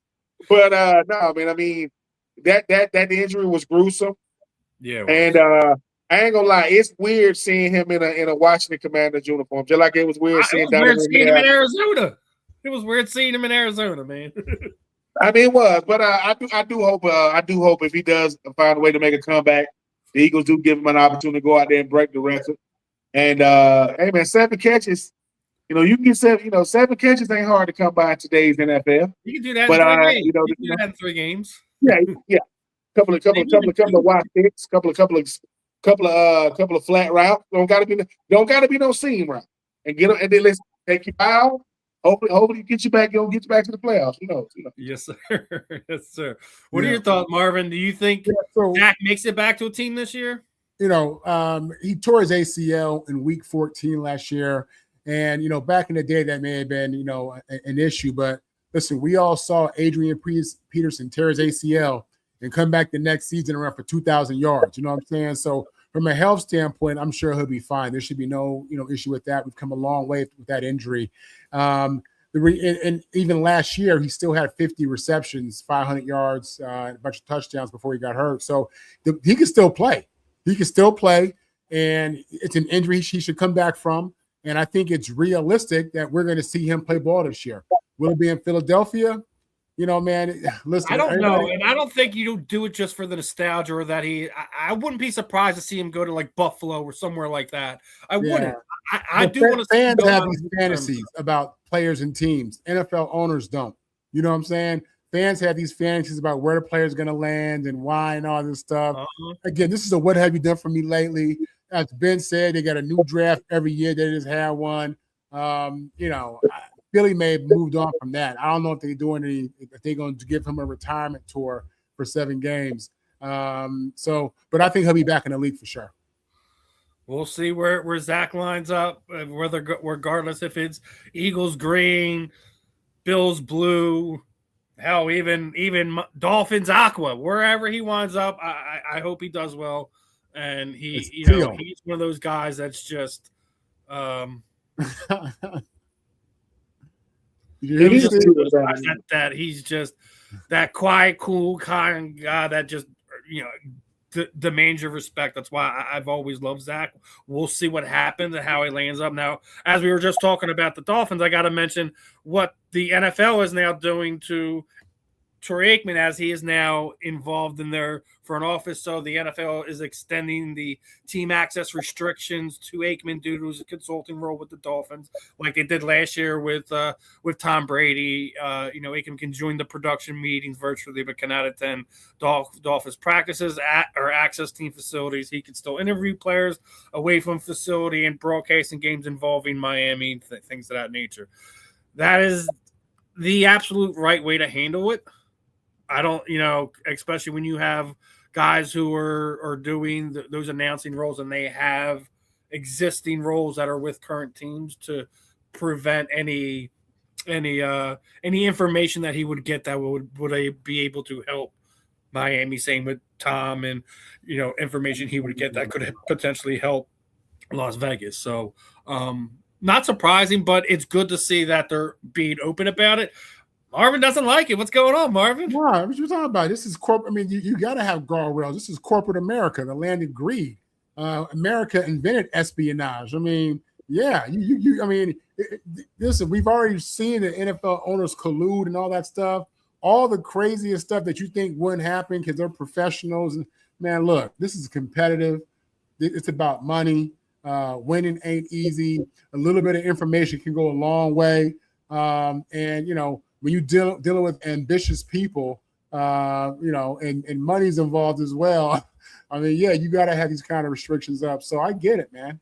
That's just the way it should be like that. I'm happy that they're doing that because I don't trust none of these boys. You know what I'm saying? I'm serious because look, you all there because they're all everybody's friends. You know what I'm saying? Everybody knows each other. You know what I'm saying? It's just like at certain levels, right? So it's just like no, I get that, man. Corporate greed is a real thing, and these NFL teams are corporate entities. Believe that. Yeah. What are your thoughts, Ben? I mean, not surprising that they restrict his access. I'm not. I mean, Tom Brady kind of set the stage, and everybody was like, well, man, if he's part owner, of the freaking Raiders, how y'all gonna have him up in the booth? Well, we got restrictions. I mean, Troy Aikman, different because I agree with Marv. All of a sudden, this guy, started getting to go to practice, and the Dolphins started winning all these games. Hey, ho. And they're gonna start that with Tom Brady. Tom Brady's part of Spygate now, and he knows what to look for. We ain't look, Tom. We know you ain't doing X and O's no more, but we got to look at the track record now. You know what I'm saying? So. Yeah, I mean, Troy Aikman is expanding his role when it comes to the Dolphins, but now him and Joe Buck, they'll see each other on game day. They would not see each other during the week. That Thursday through Sunday, I don't get to go. No, you get to sit right here with a computer, and you ain't going to no practice. I like the way they running that formation. Got his hand talking to you when they're talking like this. Next thing you know, Miami's D line they shifting, they calling out plays. Malik Willis looking good in the week 9. They what? So yeah. I mean, but it's only right though. I mean, number one, it doesn't restrict analysts from having roles with teams, but you got to have restrictions when it comes to how you going with production. It can't be business as usual because if you don't think they're trying to get inside trading and lies and these are former players, man. And they trying to get a little every time, man. So yeah, the old saying, if you ain't you trying, right? Yeah, ain't lying. So yeah, but Troy Aikman knew that. Troy Aikman knew once he took the role with the Miami Dolphins how it was going to be as far as like him being in the booth, and then it told him too. Look, keep it strictly about what you saw. Because I'm guessing he only get to be in the production meetings, but virtually, he don't get to be. He don't get to have that access. Have that access like he did, I guess, like on the practice stuff. So, yeah, it's only right. Yeah, I mean, look, I'm not surprised. I'm happy that they're being openly like, hey, like this is what we're doing. This is why we're doing it. That the public knows that, like Marvin said, there got to be some guardrails, guys. There got to be something. So, obviously, Troy is one of these guys who's been around the game a long time. So it's not surprising that he is in that situation, and we'll see how it plays out for them. This is his first year actually being in one of those situations where he's working with a team while he's while he's a part of the Fox broadcast. So it's going to be interesting. I don't think there should be anything to worry about as far as Troy goes, but it's something you have to do one way or another. You're going to switch gears here again. We're going to go to something else. Going to talk a little basketball now. Now we're down to like last half hour or so. And hold on. While we live, since we hold on. Breaking news. Oh, there we go. Watch what happened though. Gonna run the go route. Oh, you got him. Oh, get it out. Oh. He's still doing it. I can't believe he's still one-handing it. Hey, you know what's crazy? What's that? What you love about stuff like that is the fans know it. They said the most anticipated one-on-one. When Mitchell was like, listen, I know you. I'm not finna try to bump you. You know, you a bigger dude than me. But I know I got them quick hands. You got quick, I'll let him catch you, get it out. They wow, no, go back to the hub. That's what I do. I don't listen. He said, you know what he told AJ? He said, AJ, you've been a second team All-Pro twice, right? Yeah, I've been a first team All-Pro. You know what I'm saying? Remember the patches? Put that patch right there. That 2-time second team All-Pro. AJ Brown, one of the best receivers, first team All-Pro, year 2. Super Bowl champ. I knew it was going to happen. Now that's I love how the fans went, yeah, no. Go back. Hey, and AJ looking smooth out there with the visor on, though.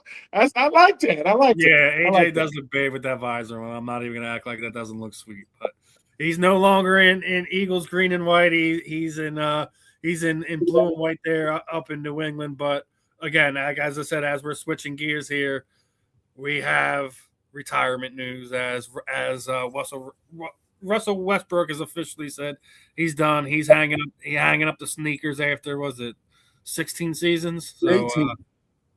So let me ask you guys, where does Russ end up on your tier? Is he a Hall of Famer? Is he an all-time greater? How do you see what Russell Westbrook? Let's start off with Marvin. You got to look in his prime. I mean, you look at the first 10, 12 years of his career, probably first 10 maybe. I mean, you're talking about he's on record pace, breaking records and triple doubles, and I mean, he's playing. This guy plays, energy wise at a level that's really. He plays with his hair on fire. He plays with his hair. He really does. And in his prime years, he was absolutely elite. Don't forget, wasn't he league MVP? Yes, sir. He was the MVP of the league one year. So I would have to say he had an overall better career than Allen Iverson, but he's in that mold. If he got momentum on you, he's coming down the court, he's getting a bucket. He's getting a bucket. Yeah, I probably put AI over him, to be honest with you. But no, man, even though he went to UCLA, Russell Westbrook, man, he's a dog, man. It's basketball. You don't have the same hate. It's basketball. Man, listen. This is like Crips and Bloods, dog. Okay, 80 style forever. Is it funny that y'all blue and red too? There you go. We Cardinal, but I feel you, dog. Yeah, man. Russell was one of the best. I mean, in regards to tiers, well, he's first ballot Hall of Fame, no doubt about it. In regards to like tiers, point guards. I mean, he's not the first tier being like Magic and Steph. He's top 10 all time. He's top 10. Top 10 point guard all time? Yeah. But at the back end of 10. He could be 10, he could be 11. Yeah, I could put him at 9, 10, which is no shade. He's the back end of top 10.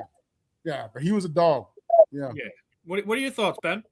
Oh man, Russell Westbrook. I always like to go to Russell Westbrook is part of the prestigious 25,000 points.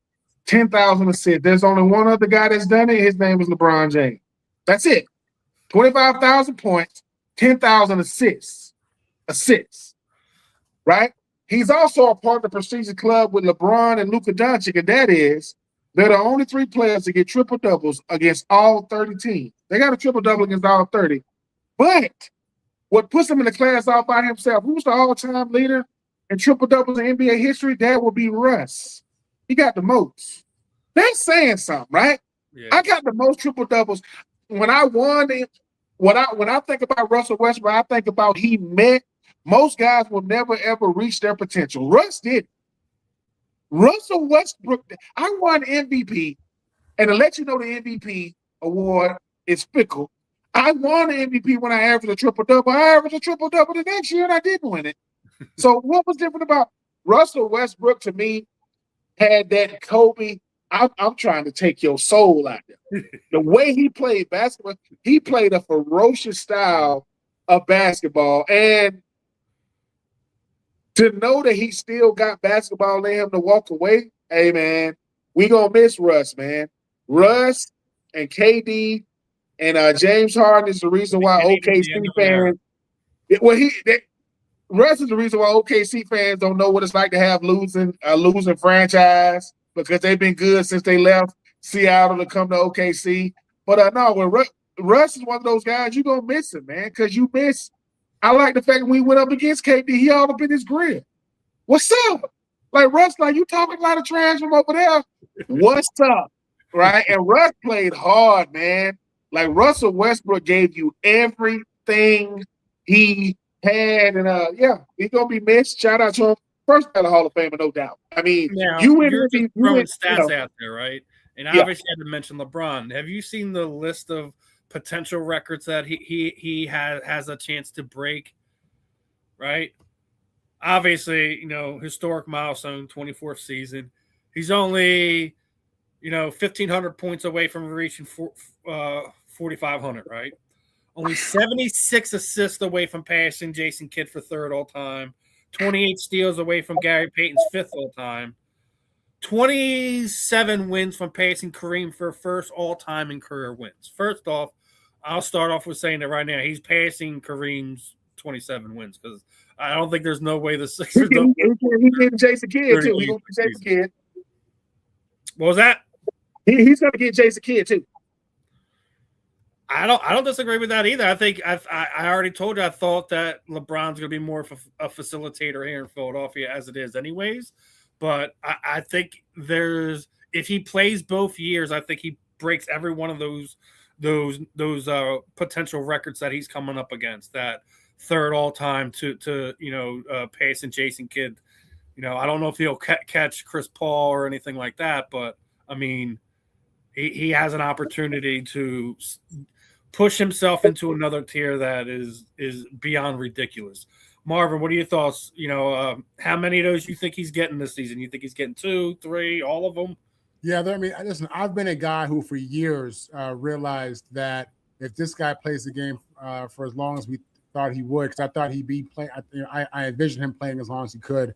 I thought that he would retire with all the records, and that's why I've said for years he's justified as the king as he started to break records and get close to records. I mean, you see that. So this is just right in line with that. You know what I'm saying? I mean, he's been able to put himself in position to be here in year 24, the conditioning, the diet, the discipline, championship lifestyle, the lifestyle that someone who is the king should live. So, nah, man, I think it's all realistic for him. Everything within 2 years for sure. Even, the assist record or the third place position for the assists. I mean, that's less than 1 assist a game. You know what I'm saying? So he's going to give you that, right? Even if he misses 20 games for whatever reason, load management, he's still going to give you multiple assists a game. So, yeah, that's going to happen. And then points, listen, this is all just icing on the cake. People talk about LeBron stat chasing. Not stat chasing, man. This is just what you get when you survive in a game this long. You know what I'm saying? That's really what it is. People need to change the narrative on that and applaud him for his longevity and his ability to put himself in a position the Cal Ripken of the NBA. I don't think you're going to ever see anyone that play that long, that consistent. You're never going to see it. It's not going to happen.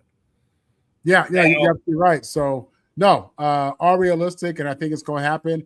I'm expecting him to play both years of the contract. So, yeah, I think anything that's mentioned, at least 3 of them are on the table for this season. The only thing you might have to question is just how long it'll take him to get that. Now, obviously, we were talking about the schedule the last few weeks, and people were just, really upset about the scheduling that the Sixers got. Fewest back-to-back games, fewest 3 games in 4 nights. No Western Conference matchups until after the 18th game of the season. I mean, are we really like pulling at straws here? Like, I get it.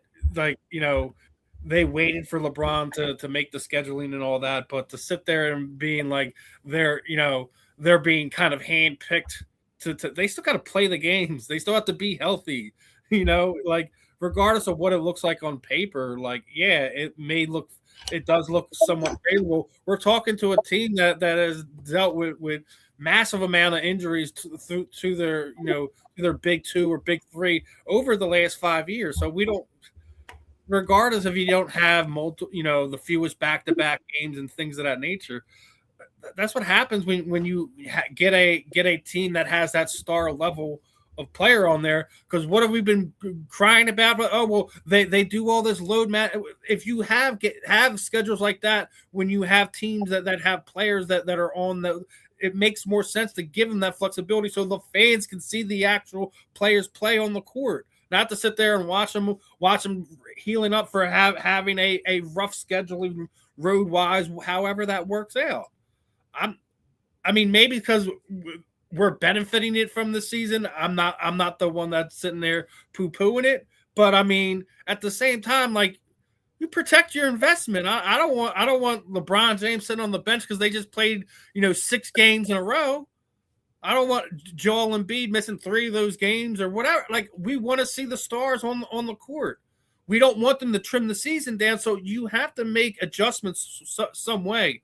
And I think the Sixers shouldn't be the only one to be able to have these advantages. Whoever has the needle movers that we talk about, the superstars, the people that the fans want to, they should get those type of accommodations so the fans at home can watch them, so the paying fans that are in the stands can watch them.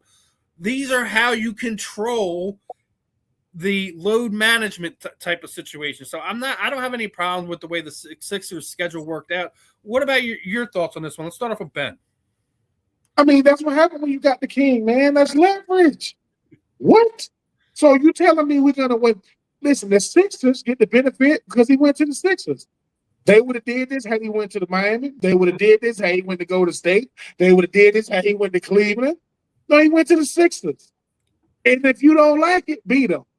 If you don't like it, don't watch. Oh, that's right. Probably gonna be hard to beat him, and you're definitely gonna be watching because, like I say, LeBron James makes you stand up and watch. The least we can do for the face of the league still, he is still the face of the NBA. That's nothing against, that's nothing against like women, those guys, and SBA and those guys. It's still Bron. It is still Bron. So I'm not surprised. Philadelphians was already gonna be hard to deal with. Oh my God. If you live anywhere near Philly and you see somebody with a 23 on, like, oh, you a LeBron fan? What? They're gonna get the cussing. What you mean? It's gonna. I respect it. I'm gonna keep going back to what Marv said. Yeah, LeBron ain't the GOAT. He the king. I mean, he's the king. And if you've never been around royalty, you don't know how to act. Well, the NBA know how to act. Adam Silver know how to act. He ain't doing it till 18 games of the season. You don't got to like it. That's what's going on. LeBron, and now paparazzi got to move from LA to Philly. I mean, him and Savannah coming out of restaurants. You know what I'm saying? The paparazzi there. Hey man, shout out to LeBron. You know, he gonna get them records because he want to be able to say, hey man, I want my name tops all that stuff. But yeah, he the king, and if you've never been king, which most of us will not, it's just a phrase. You don't know about getting the king's treatment. This is the NBA's version of the king's treatment. Right. It is in multiple different ways, and like I told you, we're talking about how it's already started here in Philadelphia. You already got the LeBron James tattoos coming out, right? We are now on mural number 2. Listen, love him, hate him, indifferent. It is what it is. He is the face of the NBA. Like it, love it, loathe it, whatever it is. But this consistent whining about it is just, I already told you the circuses was the only thing I was going to have a problem with it, and it's already getting under my skin. It really is. I can't. Marvin, what are your thoughts on this? You think I think LeBron's good. Five babies around the league need to just STFU? I think LeBron James is good for business. David Silver already told you that he was waiting on his schedule for LeBron, as Bennett said. We just talked about people at the highest level colluding and getting together. You don't think that Silver said to LeBron, we'd love to have you back for another year. And if you come back wherever you go, we'll try to make it. We'll try to accommodate you with the schedule. Of course, that conversation was had between him and his agent or whoever it may be. You know what I'm saying? Of course. And that's smart of David Silver to do. That's smart. That's good business. You know what I'm saying? Because as you said, Steve, he still moves the needle in a way we haven't seen. He reminds me of Pele and Muhammad Ali in that sense. You know who he is? He reminds me of a king. You know what I'm saying? And that's what he is. So yeah, it makes perfect sense, man, that they did this. It's intentional, and I applaud him as a businessman and a sports fan. Yeah, the people who complain are just fans of other teams. And listen, with LeBron James, you fall into one or two categories: either you love him or you love to hate him. That's how polarizing he is. Okay, dude, very few people are indifferent. I've lost count how many times I've had arguments on Instagram or TikTok because everyone's like, they just love to run him down, and we talk about it all the time. But they've made him the villain. You know, in America, it's like to some people he's a good guy, to some guy he's a villain. That's really how it is with LeBron. It's crazy. You know what I'm saying? When I see LeBron, all I see is success. You know what I mean? And just, a guy who raised the bar, a guy who had crazy expectations and exceeded them. Yeah, and he definitely has. And we keep beating on this drum, but don't want to stay on LeBron too long because, obviously there's a lot of stuff going on in the NBA world, right? Shaq wanted to bring something to the equation this week. Obviously he started that dunk league that he's about to kick off, right? And, they sat down with him and talked about like how he would make the WNBA better and basically said a simple thing. Just lower the rim a little bit. Just lower the rim a little bit so that the players can dunk. They do it in men's volleyball, right? Women's beach volleyball where the nets are lower just a little bit. What's the difference with doing that with the NBA? I'm not saying it lower it to 9 feet or 8 feet. Just doing it so some of those talented players can, because I think that is – when you're looking at the game as a whole, when we're not disparaging the other nonsense that the WNBA gets involved with, I don't think Shaq's wrong here. I think lowering the rim, couple inches to a foot to allow some of these players to be able to dunk, I think would be amazing. I think it would be good for the brain. I think it'd be good for a lot of the athletes. What are your thoughts on this one, Ben? You think Shaq's spot on here that they lower a little bit, let the girls dunk? I mean, I've heard this notion before, and I've heard Shaq say this before. The reason why it's probably not going to happen because the ladies don't want to look like they gimmicky. Because if you go from nobody dunking to everybody, just get polarized. People gonna be like, I know what Shaq is really saying. He's saying, look, a lot of reason why we like the NBA is, man, people can get posterized, people can get gammed on. Yeah. I say, well, the average height is 6'4". You know what I'm saying? Like you got 6'6" point guards over there. I think Brittany Griner, she's the tallest of like 6'8", 6'9". Everybody, Iger Wilson. I get what Shaq is trying to do for the league as far as viewership, exposure. But it's like this. You remember back in the day we had our, I didn't have a breakaway rim. I had a friend in the neighborhood that had a breakaway rim. And man, let it down.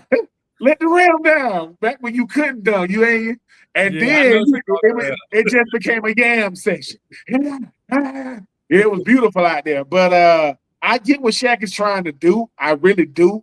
But I think for the ladies, they're thinking, look, man, we're getting to the level of exposure that we got to maintain it. We got a leadership problem and a superstar problem as far as pubbing our superstars, but I do understand the premise. If you let it down, here's what Shaq is really saying. What if we lower it and they still can't dunk? They still 9 feet is very high. You know what I'm saying? Like 9.5 feet still is up there. So Shaq was like, well, dang, you know what I'm saying? So I get what Shaq is trying to do, but Shaq is like, well, we lowered a little bit. Well, dude, how many of these ladies are actually touching the rim? Not a lot of them now.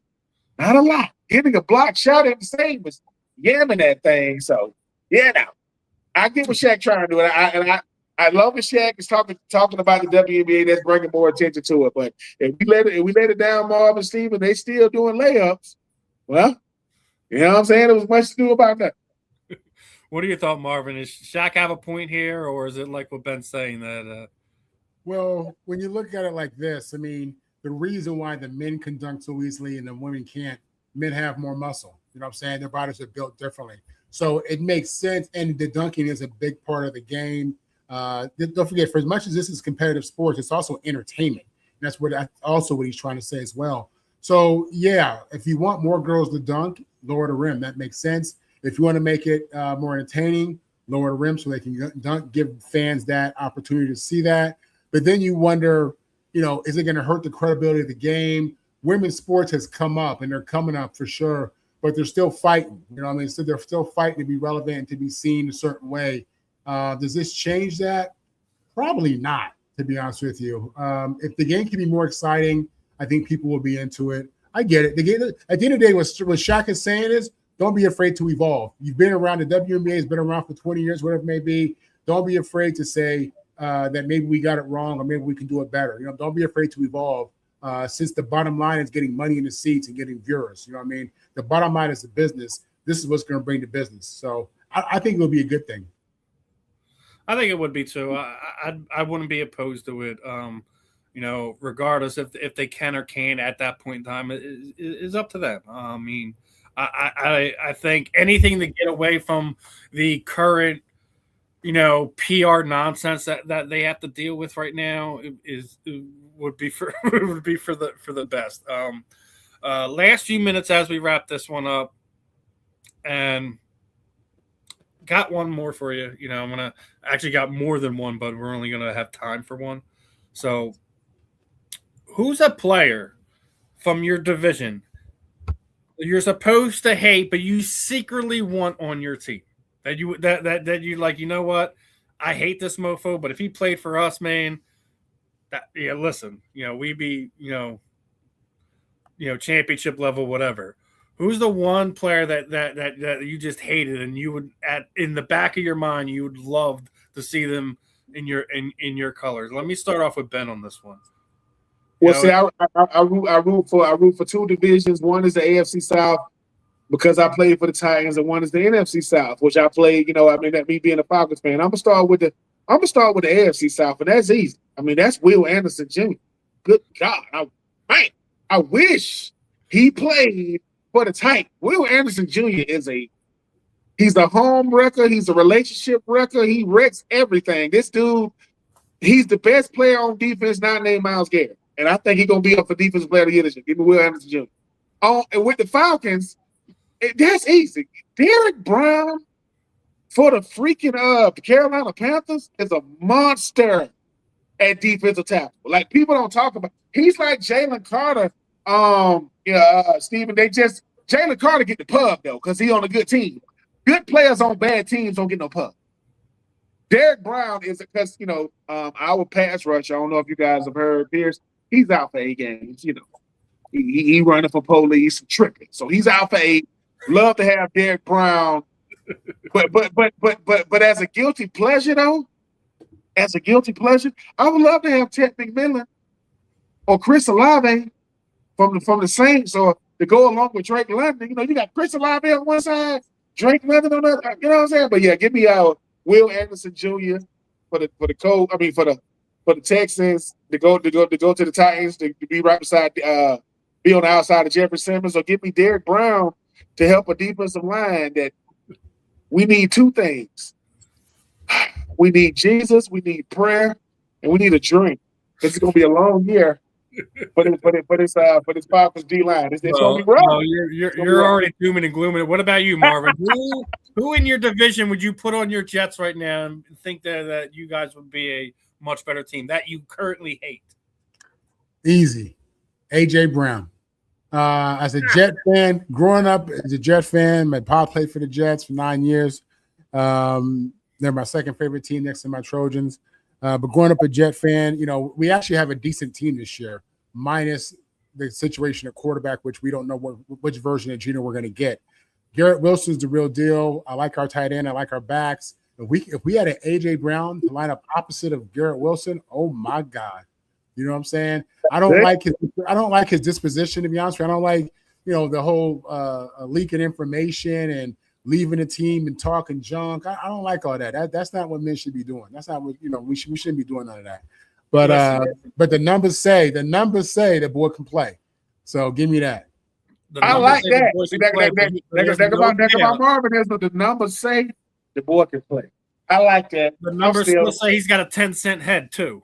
I love AJ Brown, but he wants his numbers, and I don't know if Drake May really the guy that's just going to specifically give him numbers. He it sounded like this week he was taking the Jalen Hurts approach, and all he cares about is winning. Marv won't Keyshawn Johnson and AJ Brown. That's what he's really saying. I love it. Keyshawn 2026. You know what I'm saying?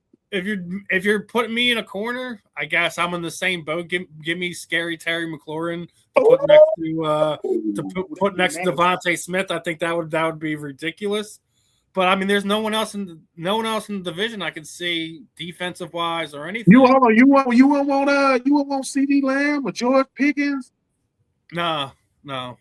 You've already. I don't like Dallas that much. There's nobody I like on that team. There's no one I hate, but there's no one I like either. And that I secret. The only thing I get it.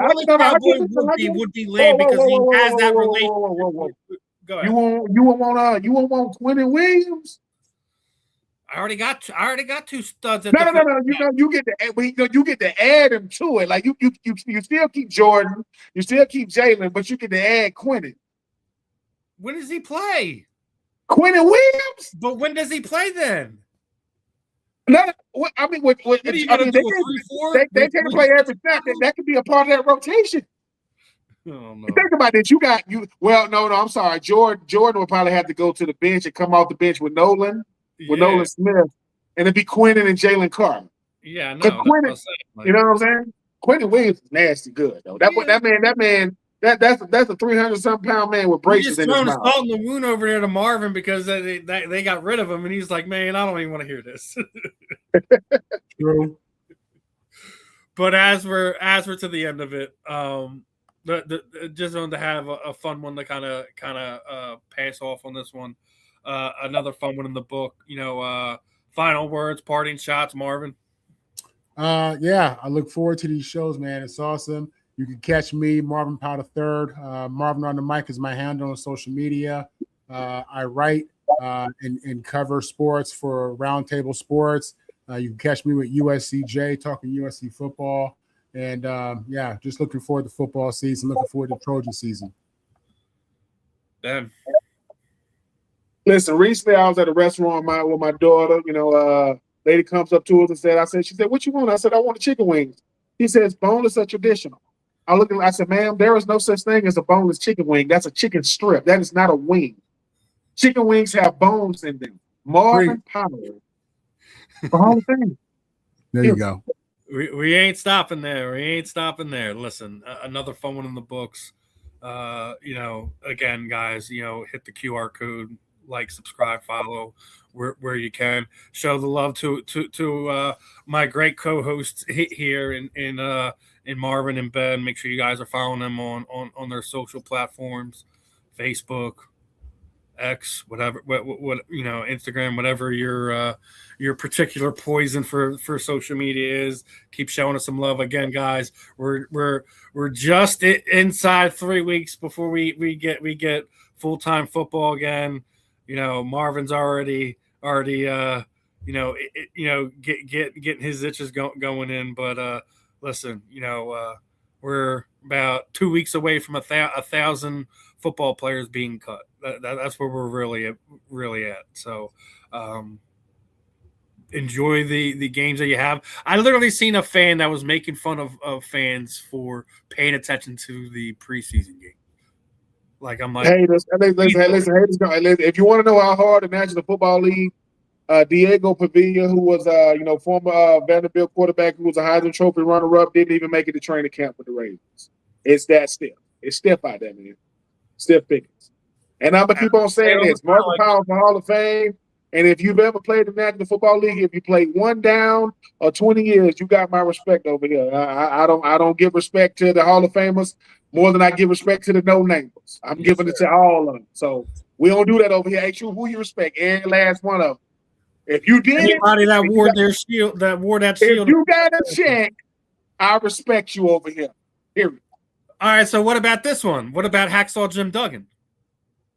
I mean, Hacksaw Jim. He played for your Falcons, though. Listen. I respect Hacksaw Jim Duggan for one reason and one reason only. Hacksaw Jim Duggan's record in wrestling is probably 1 in 100. He probably won 1 match, but you don't even remember it. He lost more than he won. But all I remember is the and love Hacksaw Jim Duggan, man. Love. That's back when wrestling was wrestling. You know what I'm saying? And Goldberg also became he also played another Falcon. Played my Falcons. So it's all listen. The funniest thing about a Falcons game is this: you go to a Falcons game, Deion Sanders comes on the big screen, and all the kids go, "Why's the Colorado coach up there?" They don't even know he played for the boys. They don't even know, but he did 4 years. Oh man! So. All right, another fun one in the books, guys. Appreciate you tuning in. There was some weirdo in the chat. I wasn't even bringing up his comments because it was just nothing vile nonsense coming out of his goddamn mouth. Guys, if you're not going to be respectful in the chat, I will ban you. I do not care. I don't need your views, your likes, your comments when you have nothing constructive to bring to the conversation. I'm going to keep reminding the chat about that. We love y'all. We love everyone who tunes in. When y'all bring constructive, actual, comments, things that we could talk about, I love you all even more, but, the nonsense will stop. I'm not going to allow it. Other than that, we will be back next week. Got some more fun stuff lined up for everyone. Appreciate everyone's time, but other than that, I'm Steve. That's Ben. That's Marvin. This was another episode of The Fan and the End.